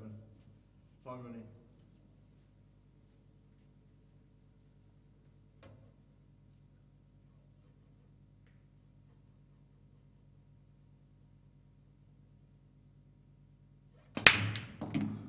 See that the break from Phil as he steps back out of this shot. We'll try and capture that next time that he breaks. I don't think we got an action replay of that one, but you'll see as he cues back, he lifts his head, and that's to make room for his shoulder to come through and transfer the power.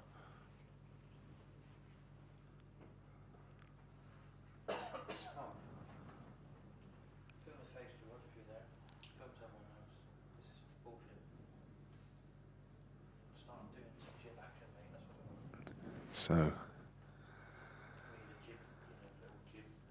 the semi-final is hotting up, or shaping up, should I say. Rob Warren now awaits the winner from this game, and the way Phil's playing at the moment, you'd find it difficult to think it's not going to be him. Can Ronan fight back into the game? Sean Chipperfield needs 1 more against John Rowe. That one could still go either way. And a quick tour of this arena, just looking fantastic. I love the new pillar box red. It matches the arena table, which has been wrapped in this red wrap.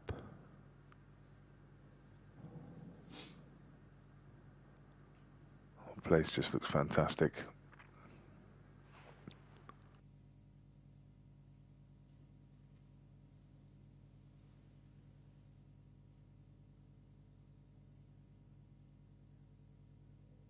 John Rowe has won the next frame, and that game is now on the hill, 10 frames each, versus Sean Chipperfield. You can catch the action on that one on table 11, and I think there's a commentator over there. In fact, I'm pretty sure there are 2. I wouldn't swear to it, but I think there's somebody over there commentating on the game. In fact, if you look where the pillar is to the left-hand side, you can see that is exactly where table 11 is. A couple of people watching through the glass.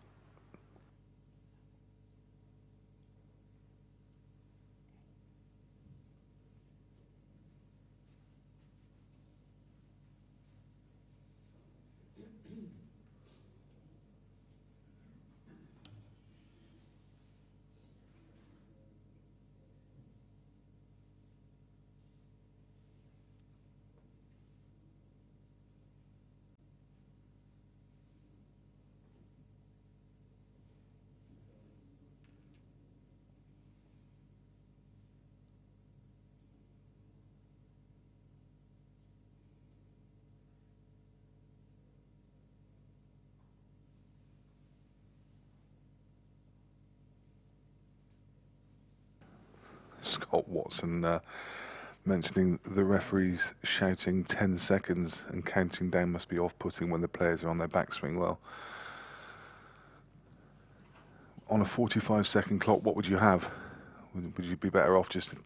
I mean, for many of the Sky Sports games, there's a great big buzzer that goes off. If you watch the snooker shootout, there's a huge klaxon that's clanging in the background as the players counting down. I mean, how else would you inform the players that they've got 5 seconds left? And the bottom line is, if you don't want to listen to the countdown, play a shot a bit quicker is the option. I don't really understand that as a criticism. That's you can see Phil beating himself up there, slapping his leg. He was trying to leave the cue ball just the right-hand side of the bulk area to play the red to centre next, but he's overhit that by some way. He's still got options. It's not a disaster.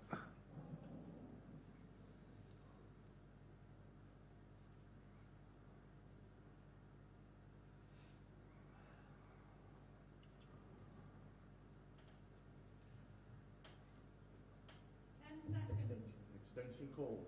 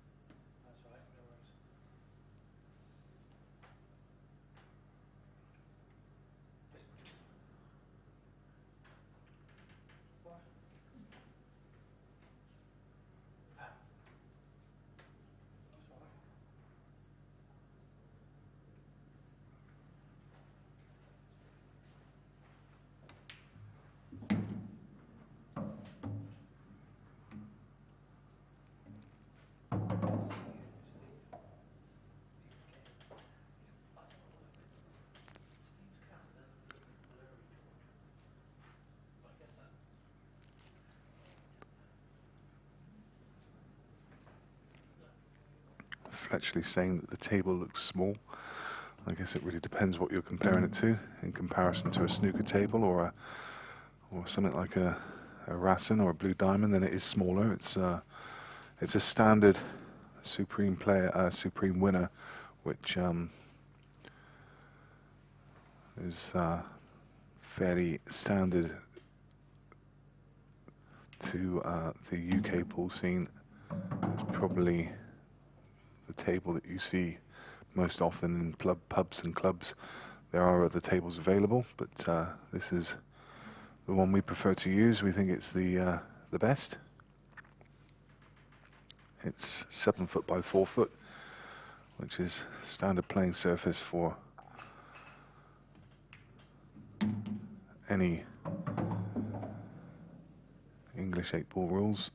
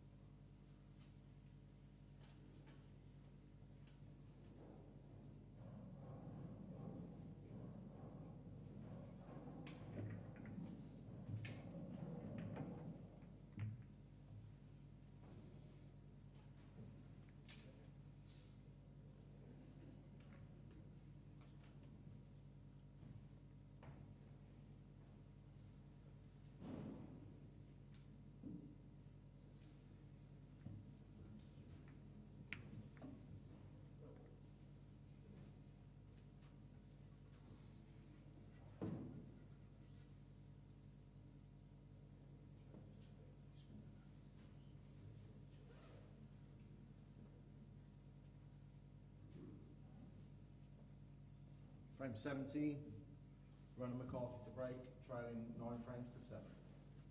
Time running.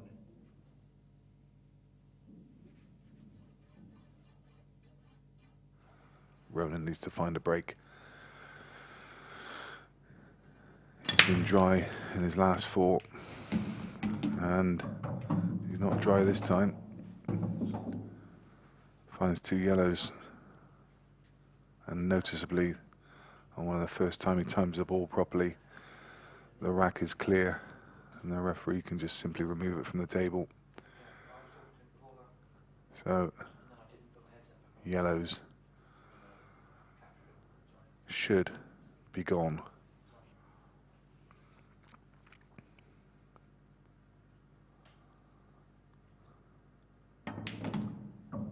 Yellow balls in play. Underhit that one by a few inches. Wanted to be closer to the left-hand yellow so he can take the one to the centre. Wanted to be almost straight on that one into the middle. Now he's got way more angle than he wants. Again, should be okay. You can just see him using a little bit of side just to kill the ball off the side rail. In fact, it was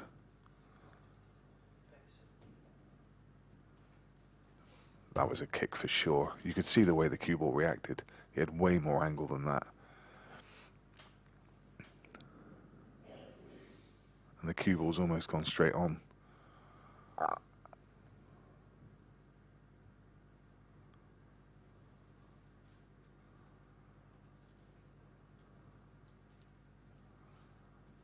And you could tell from the big sigh from Ronan.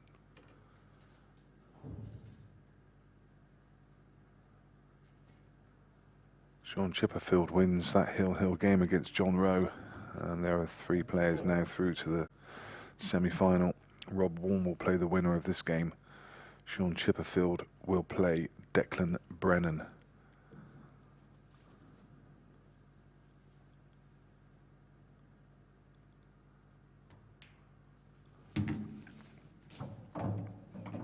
Sean Chipperfield, I noticed this morning, was 6-1 with the bookmaker, and I was very tempted by that price. I thought that was really good value the way he's been playing this weekend, and no disrespect to John Rowe, but Sean was favourite to beat John. I guess the sticking point was in his semi-final. He's either going to be playing Declan or Mark, but if Sean is firing, he's more than capable of winning that one. He's here this morning with his good friend Tom Cousins, so no better man in your corner to give you the right kind of support and advice. And you really could see one of those going all the way, but we are going to see a new finalist for absolute sure. Even if Phil does go on to win this and then goes on to beat Rob Warren, we are going to see Sean Chipperfield or Declan Brennan in the final, and neither of those have made a final yet, so we will see a new finalist by the end of the day. Will it be Sean or will it be Declan? There's another one from Phil, just doing what Phil needs to do.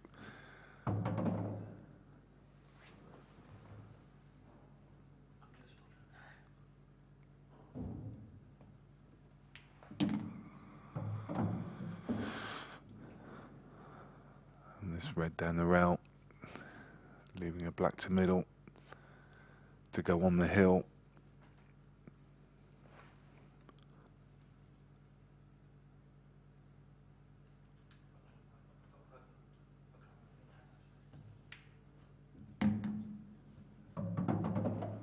And this will be for 7 on the spin.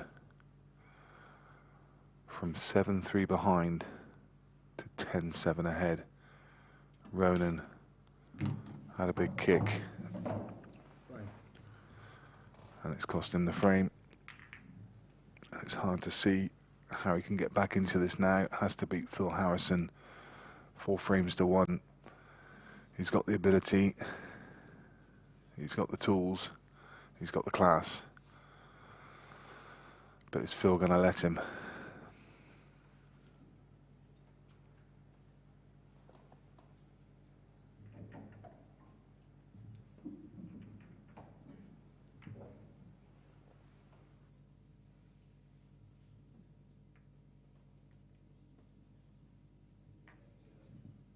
In answer to you, Scott, why not have a clock position within the arena? There is a clock in the arena, and the players can see it. But when you're down on a shot, you're not going to be looking up at the shot clock just to see whether you've got enough time. You need a countdown to know when you've got to play your shot.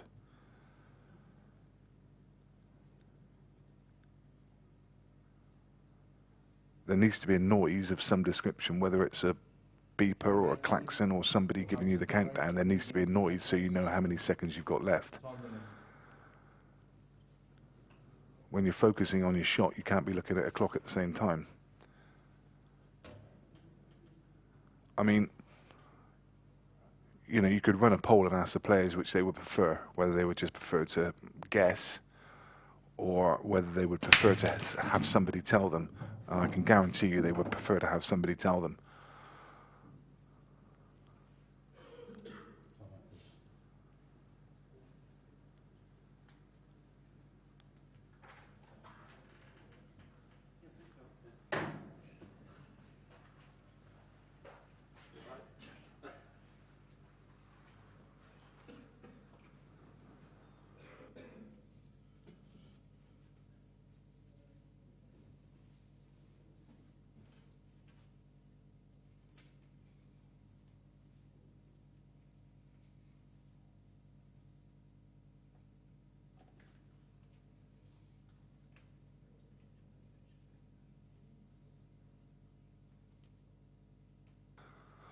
So guys, just while this frame's ongoing, we're just going to mute the commentary for a second because they just want to do an interview behind me, so you'll hear things go quiet for just a couple of minutes.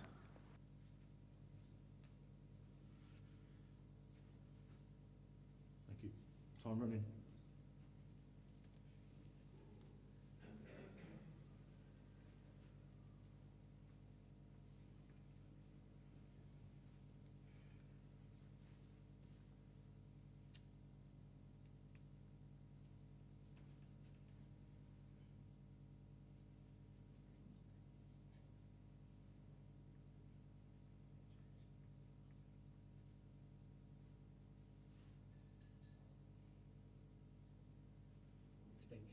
Extension call.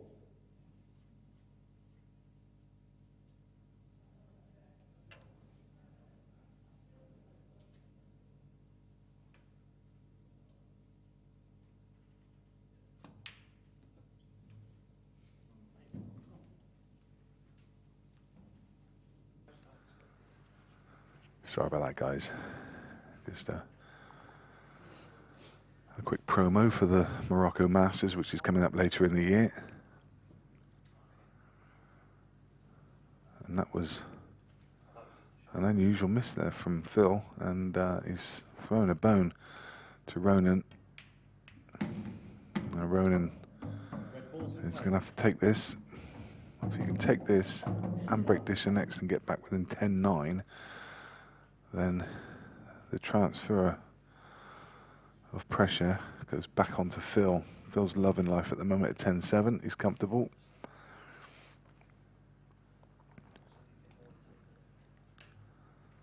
And this should be a clearance. And you saw earlier in the first few frames when Ronan had that cue ball on a string, and now it's just not quite there. He was trying to get that ball another, I think he's okay actually, I was going to say, trying to get that ball another few inches down the table for the one over the middle, but he can just get past his yellow.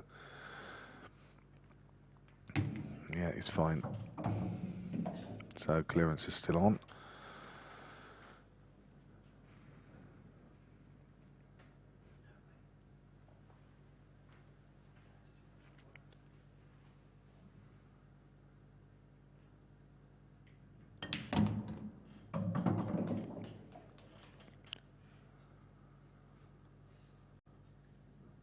again, fairly simple.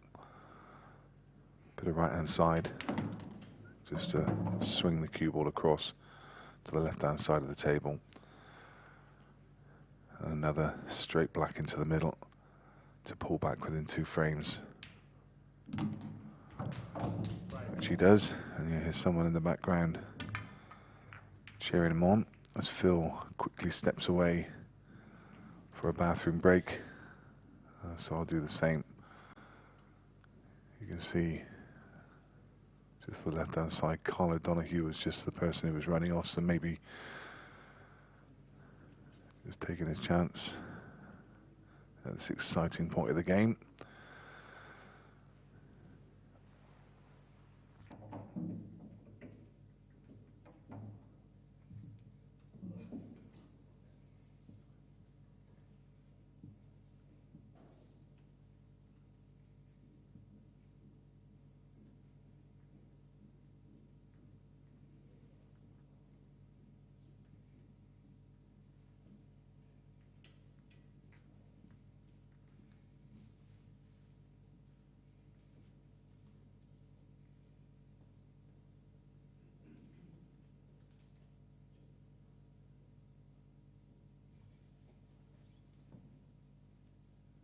Frame 19, Ronan McCarthy to break, trailing 10 frames to 8. Time running.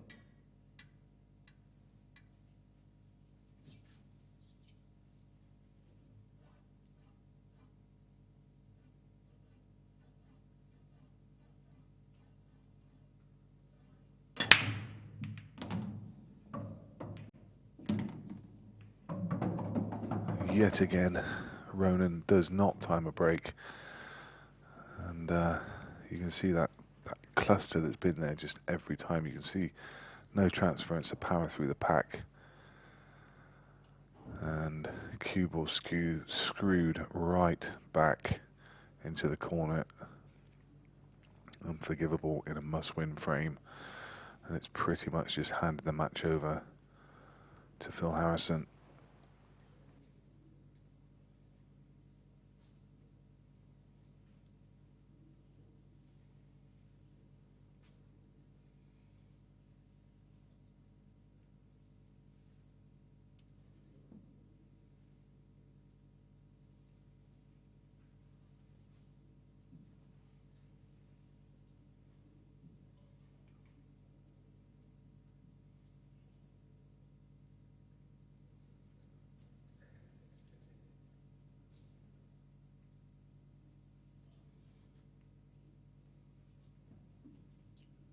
Foul.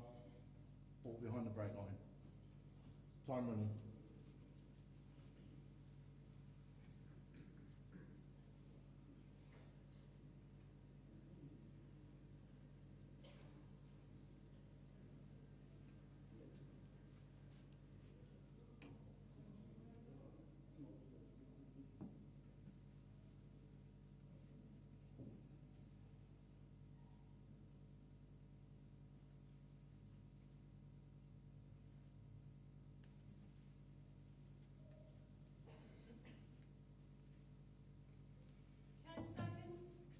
Extension called.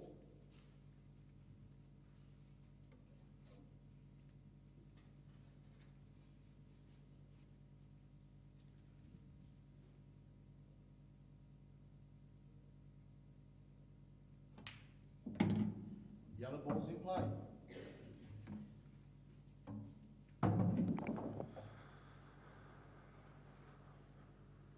Phil taking yellows. His only problem ball tied up on the left hand side rail. You're going to see him attack that now. I think he's just got the angle. He would have wanted to be just a fraction straighter to give him the natural angle to top through to that side rail. I think he's still okay, just. Can top through. Any contact, well, what he'd like to do is contact the red to push the yellow down table, but I'm not sure he's quite got the angle for that. He might have to play it into the yellow. No, felt he didn't have the angle. Well, it was kind of rushed because of the clock. So he's tried to leave an angle on the one to middle to be able to screw back into it, but he's come too far. So, not quite sure what the plan is now.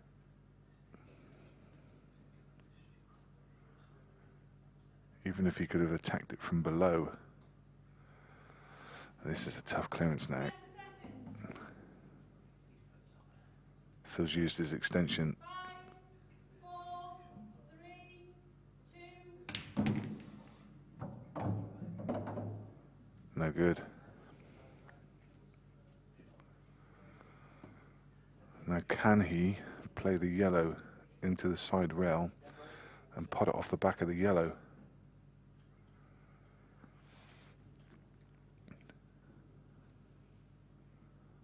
Again, a shot he had to rush and he had to manufacture the angle.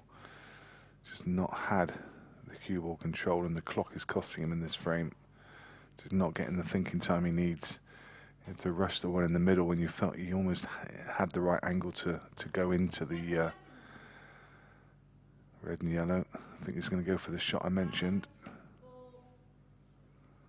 No, just playing the consolidating shot.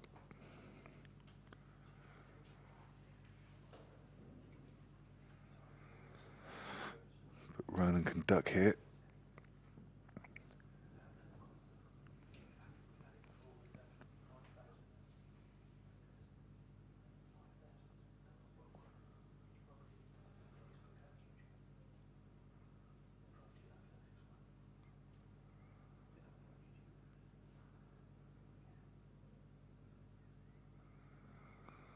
He's going to be taking the one long.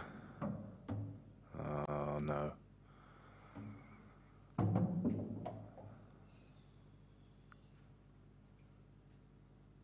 His cue ball has just left him at the moment. See that shake of the head giving away everything.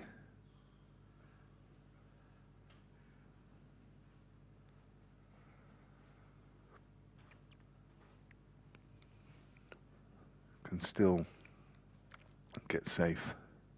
You can see where he's putting his Q-tip. 10 seconds. Extension call. Calls for his extension, and now both players have used their 45-second extension.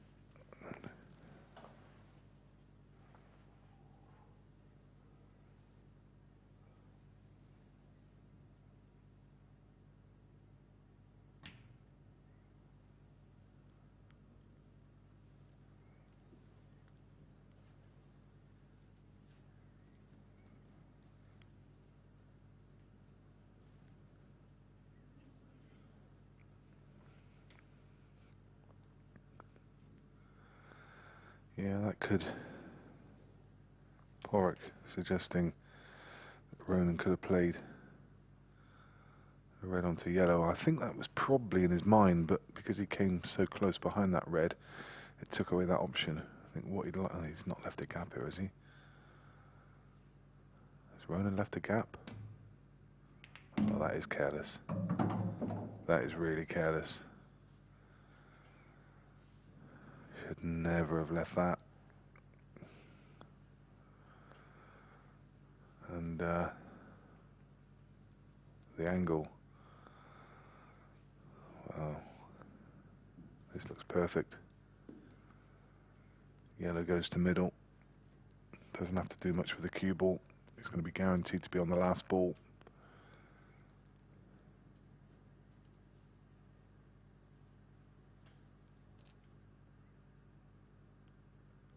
10 seconds.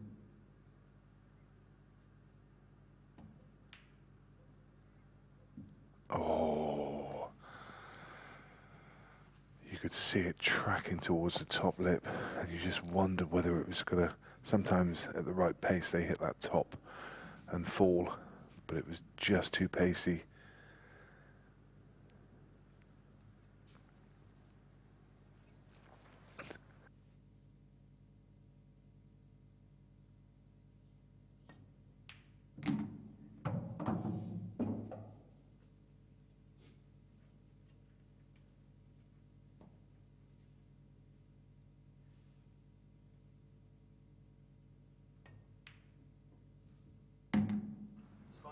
There's another one that's wiped its feet.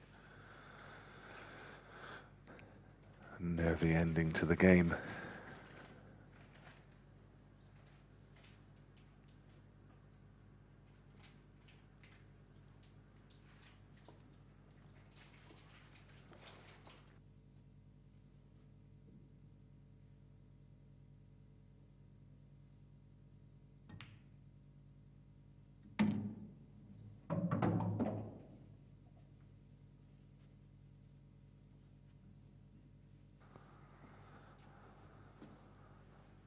So Phil not having it his own way after this momentous comeback from being 7-3 down.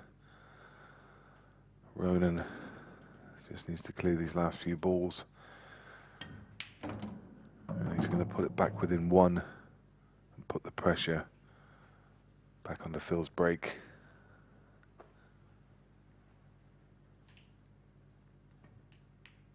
And that's all he could do.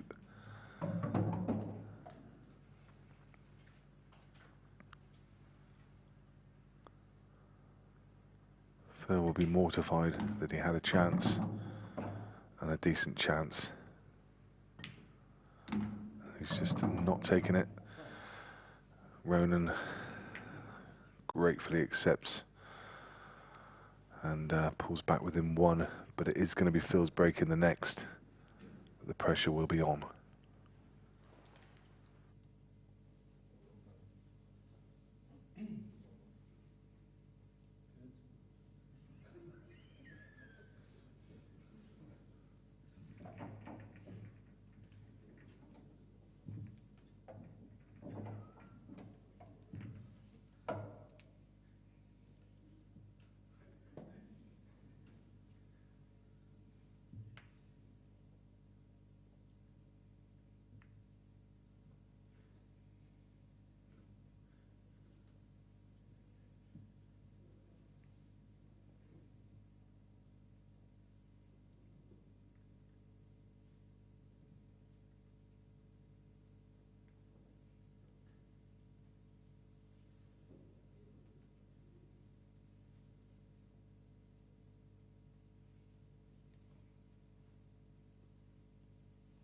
Frame 20. Phil Harrison to break, leading 10 frames to 9. Time running.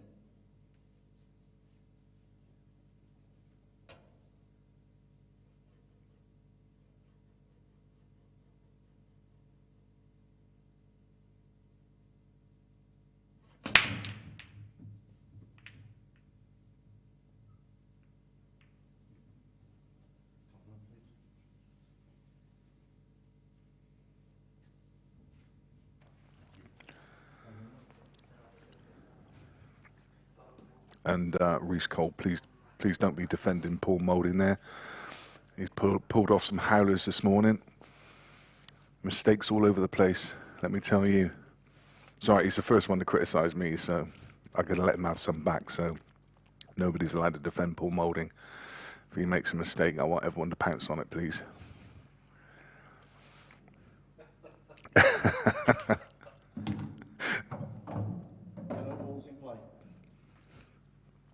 Well, the drama continues, and it's Phil Harrison's turn to have a dry break at the key point in the game.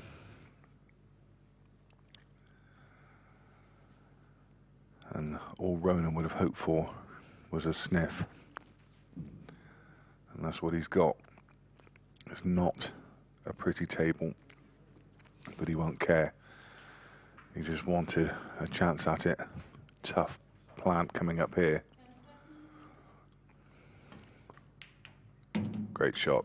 But he's back in trouble again. He's tried to find the gap below the bulk line for the yellow at the top corner. And this is horrible. He's got this ball to bottom right, but what can he do with the cue ball? Absolutely, Reece Cole. Comedy streaming. That's more like it. That's the things we want to hear.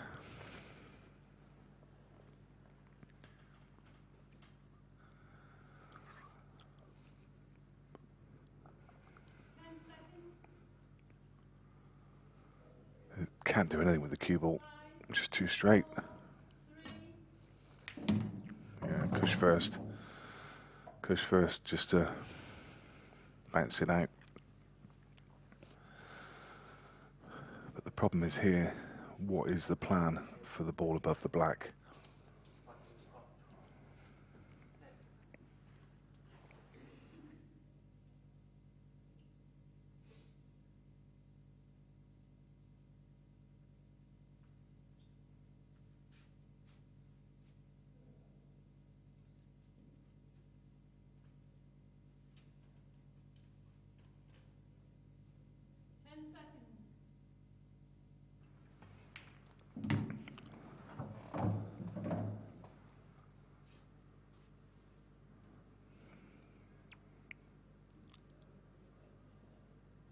He eyed a shot up a second ago. I don't know. He's looking at it again. Yellow onto the red, into the middle bag. Key to the frame coming up. If he gets it, he wins the frame. No. No. And that was basically like the black. That was a tough shot. Very tough to judge. And if he gets it right, he wins the frame. If he gets it wrong, it probably costs him the match. Because you don't see somebody as clinical as Phil Harrison messing these up, even though they're not straightforward. They're not a gimme.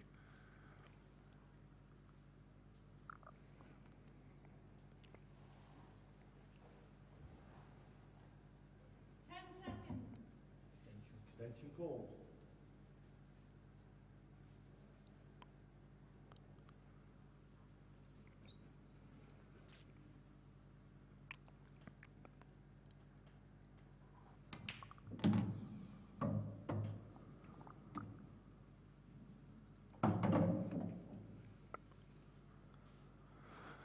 So the problem ball is obviously the one that's just below the yellow. I think what he can do now is play the one up the rail and nudge the one to the right out. And then it's about what he can do with the one just below the yellow nearest that top bag.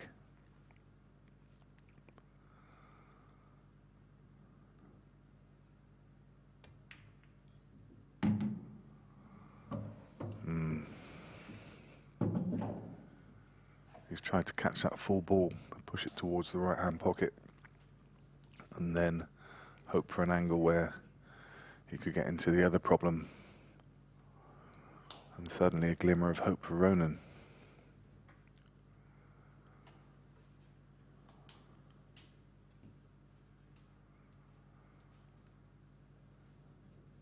He's still got options at the bottom of the table to continue with the break, but then he's still going to have this problem at the top. He's going to have to pull out something really good here.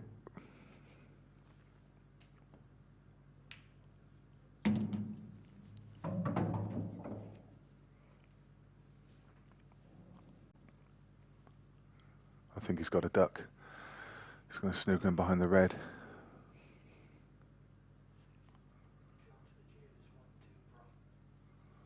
It's a good shot.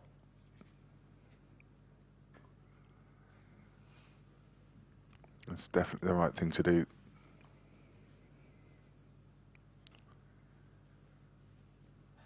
It's not a difficult escape.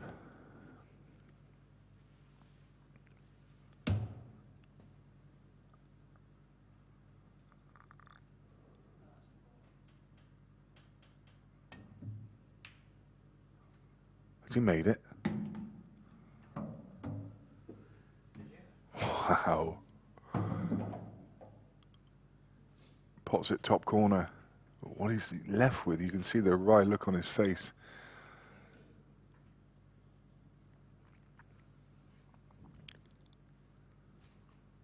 What a shot this is. Don't try telling me he hasn't played that either. No hand in the air, no apology. But how unlucky.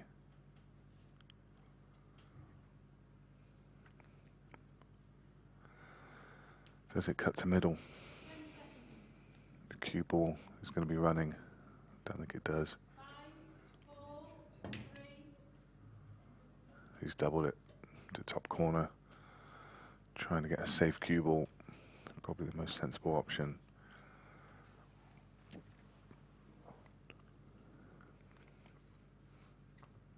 So now Phil looking at where it's safe on the table. He's going to play off the one closest to the right hand route. Drop the cue ball down onto the bottom cushion.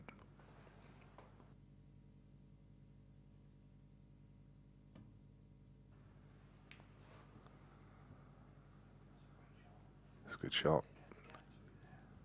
But I think he's left the gap.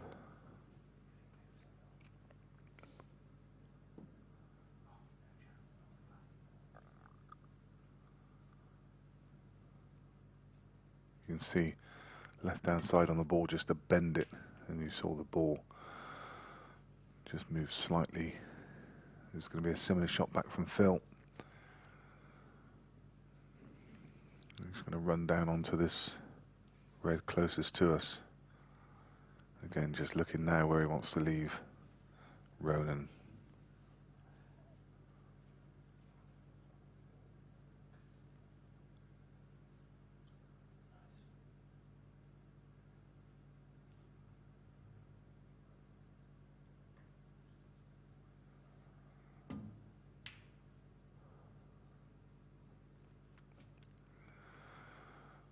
Well, he's overhit that.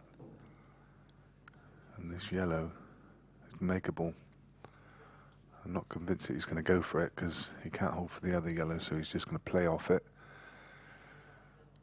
and leave the cue ball in behind the left-hand yellow.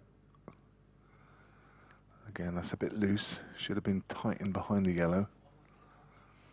But what he has done is pushed the loose yellow up over the right, making it much more difficult for Phil to hide.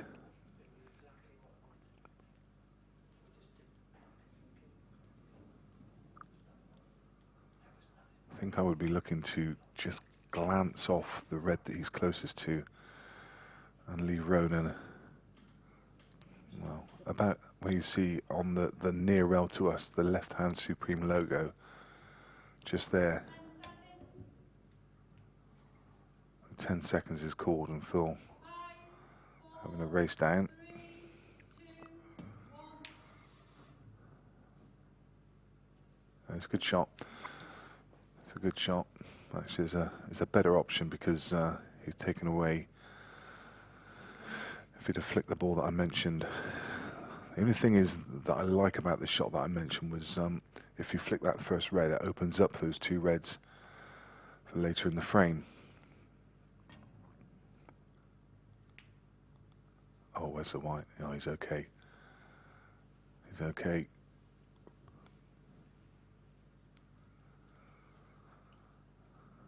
And you're going to see similar back and forth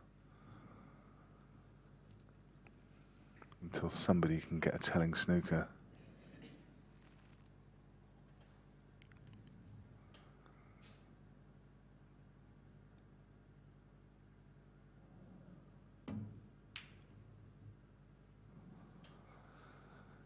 Yeah, Ross Mack saying he thought there was a good chance to cut the yellow in.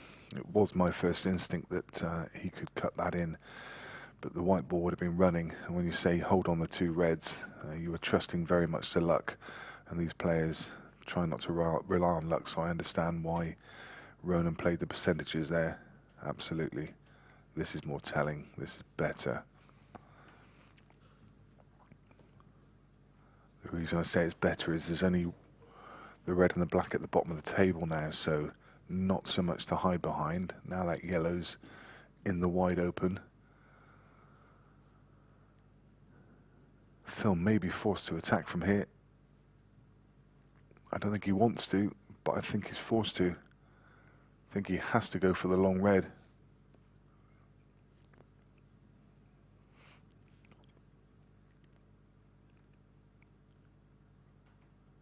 Unless he can play off the side of it. No, He had to attack. Oh my God, he's fluked it. Well, what has he left? Can he get past the first red to the one nearest the rail to clip it in? Look at this. 3 little nudges to take it into the pocket.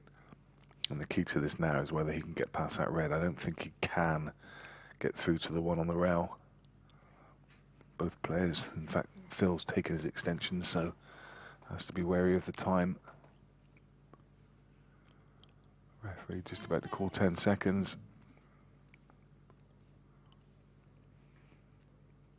Three, two, one. Phil literally just playing that shot within a millisecond before the buzzer. Oh, heart in your mouth stuff there. Ronan is going to play the combination shot, plays it brilliantly, and it's going to win in the frame. And this is now going to 10 frames each. Will Phil Harrison get back to the table? It's going to be all about the break in the decider. Phil will be bitterly disappointed, but that was a good fight there from Ronan McCarthy.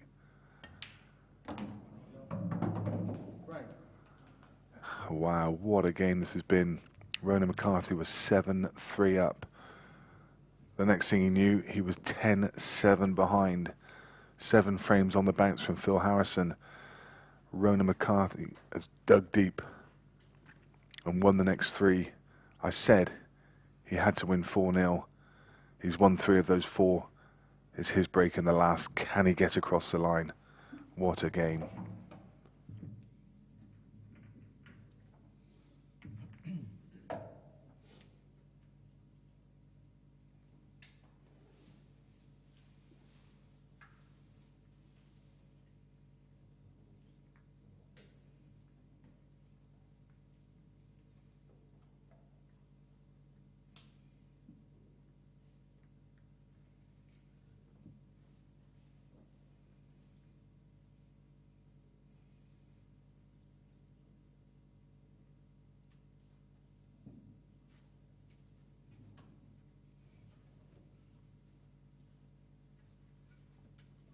Final frame, Ronan McCarthy to break, 10 frames all, time running.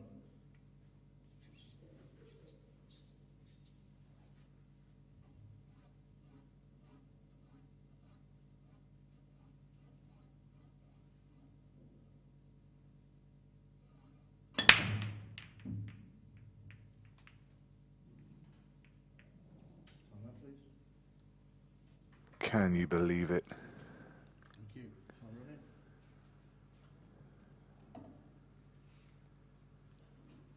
Ronan's 6th dry break of the match.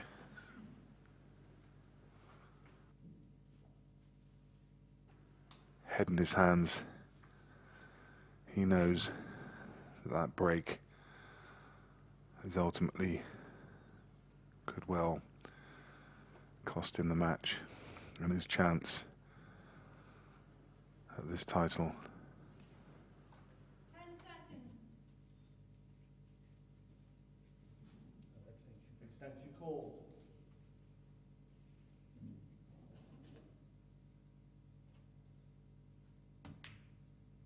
Red ball's in play.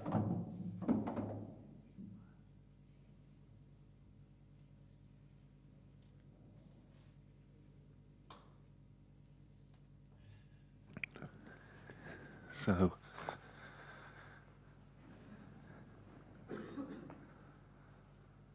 Phil on reds.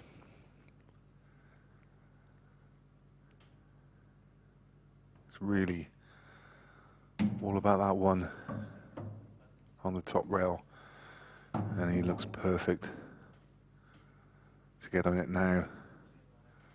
The one just below it, a soft screw into the yellows. And he just nudges it actually I think he's got just enough angle. Or has he? If he's dead straight, he's in trouble. His expression isn't giving anything away. I think he's just got enough angle. You'd know if he was straight for sure. He's fully focused now. Just enough angle. Yes, he could just punch it out. He's tried to punch further and get onto the one on the side rail, but that won't matter. That's absolutely fine. Doesn't look happy, but he can. And he just wanted to get another 4 or 5 inches down the table to be able to play this one.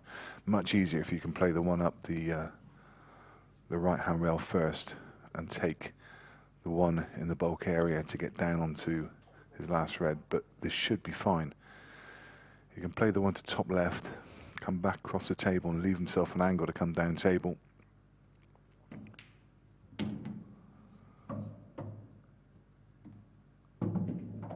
Whew, dear me. This is nervy stuff. Holding my breath there. He's right in betwixt and between. Doesn't have a particularly nice angle on the one at the top of the table. This one, he has angle, but the wrong kind of angle. He could play the one to bottom left and just come around 2 cushions back to around about where he is now, but there's so much traffic. That's precarious. All about this shot now. This really needs good cueing. What a great shot. How's he finished? He's okay. He is okay. He will take that. He basically took his medicine there. He's left himself a half ball cut. And he was just looking at holding there to see whether it went in the right centre. I don't think it does, and I'm not sure he can hold for that anyway. Surely you're going to play this to bottom right and just let the white run off 2 cushions back to round about where it is now. 10 seconds. Shot. Perfect. Absolutely perfect. And what a game this has been. Phil Harrison with his black to take victory. Ronan will be bitterly disappointed. His break has ultimately cost him 6 dry breaks. And it's let Phil Harrison back into the match. What a matchup between 2 warriors of the game. 2 old campaigners. Goodness me, we talk about battle scars, and those guys definitely have their battle scars. Phil Harrison marches through to the semi-final. Ronan McCarthy, unlucky to him. It's his break that cost him. We're going to catch Phil in the interview room. We'll be talking to him in just a couple of minutes. We'll see you shortly. And then we'll be back on to commentary with the semi-finals very soon.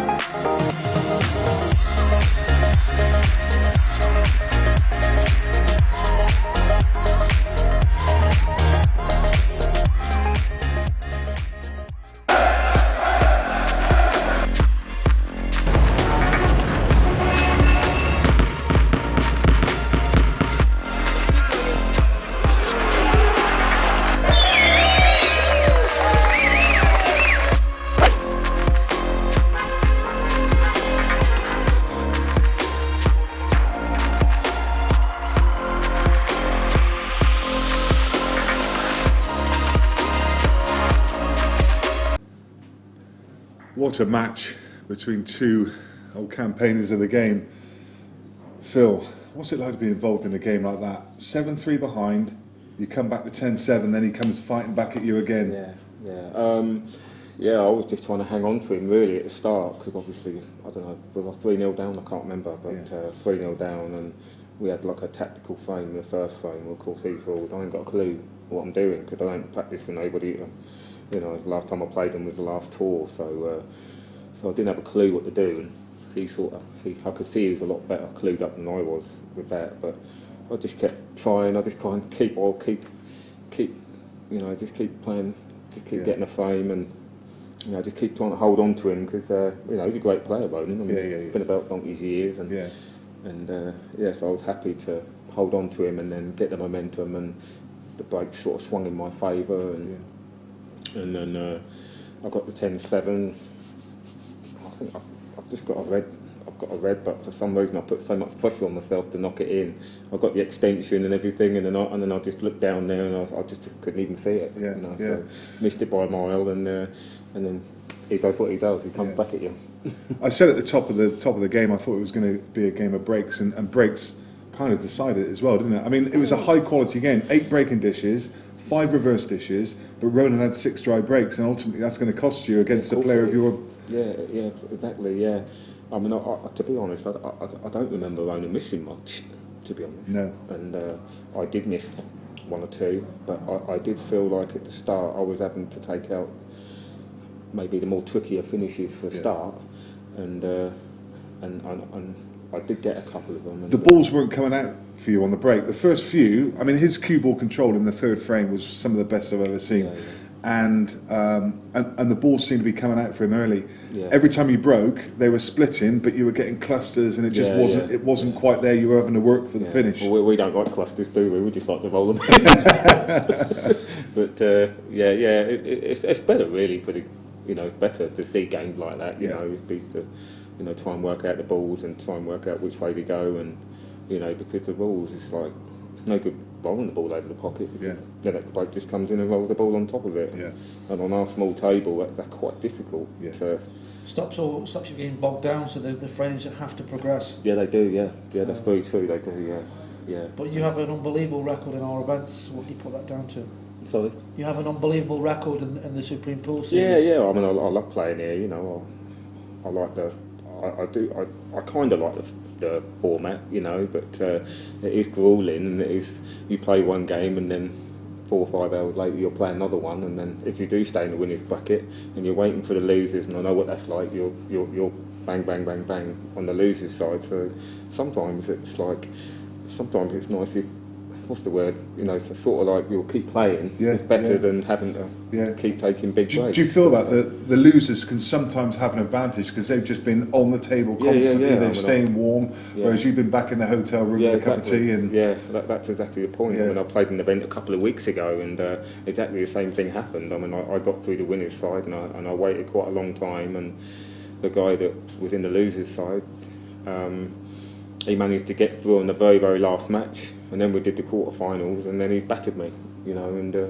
you need to stop being so good, Phil. You keep staying in that winner's side, then you're just not getting the table time. Well, yeah, I think we like to be in the winner's side, don't we? We also want to play as well, so we can't have it both ways, can we? Phil, there was a couple of times there that you seemed to be against the clock. Were you getting caught out by the clock a little bit? The 45 you seemed to be rushed in quite a few times. You were pushing the timekeeper. I think you know, Lee will tell you, when you get into that deep concentration and you need to like study the position, because there was a few tricky shots and I needed more time. And I mean, ultimately it cost you the penultimate frame when Ronan was able to play the skill shot, because you were kind of looking at the table, and I think there was a time earlier in the match as well. You were kind of looking at it thinking, I don't really know what to do. That's the problem. I ain't got a clue what I'm doing, and I can tell with some of the other players that they do.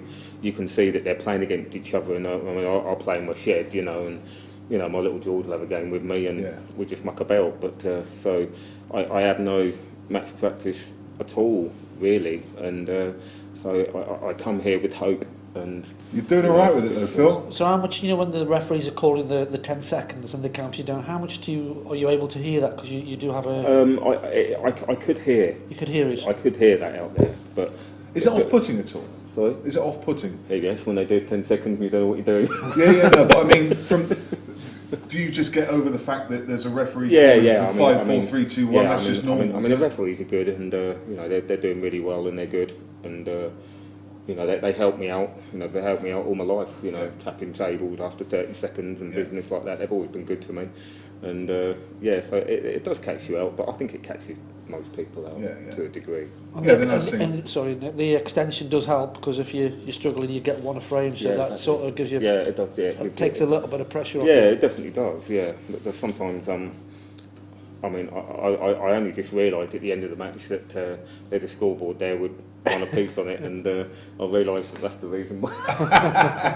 Instead of asking Scott, sure I'm 10-7 up, and he says 1 all over there. Nobody told me. I thought, what are they doing that for? Brilliant. It's lovely to see you running deep in the tournament. You just seem to be a feature in this interview room, coming in more often than anyone.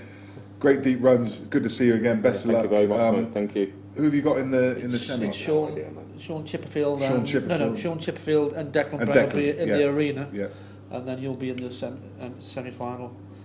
Who you got now? It's I don't really matter, does it? Rob Warren. Rob Warren, yeah. Playing Rob Warren. Yeah. Good player, Rob. I mean, played Rob many times, haven't you? I would imagine. Yeah, I've played him no end of times, and he knows how to play the game. Yeah. It's his home venue as well, so it helps him. But it's your home venue. You take all the money home with you. I hope so.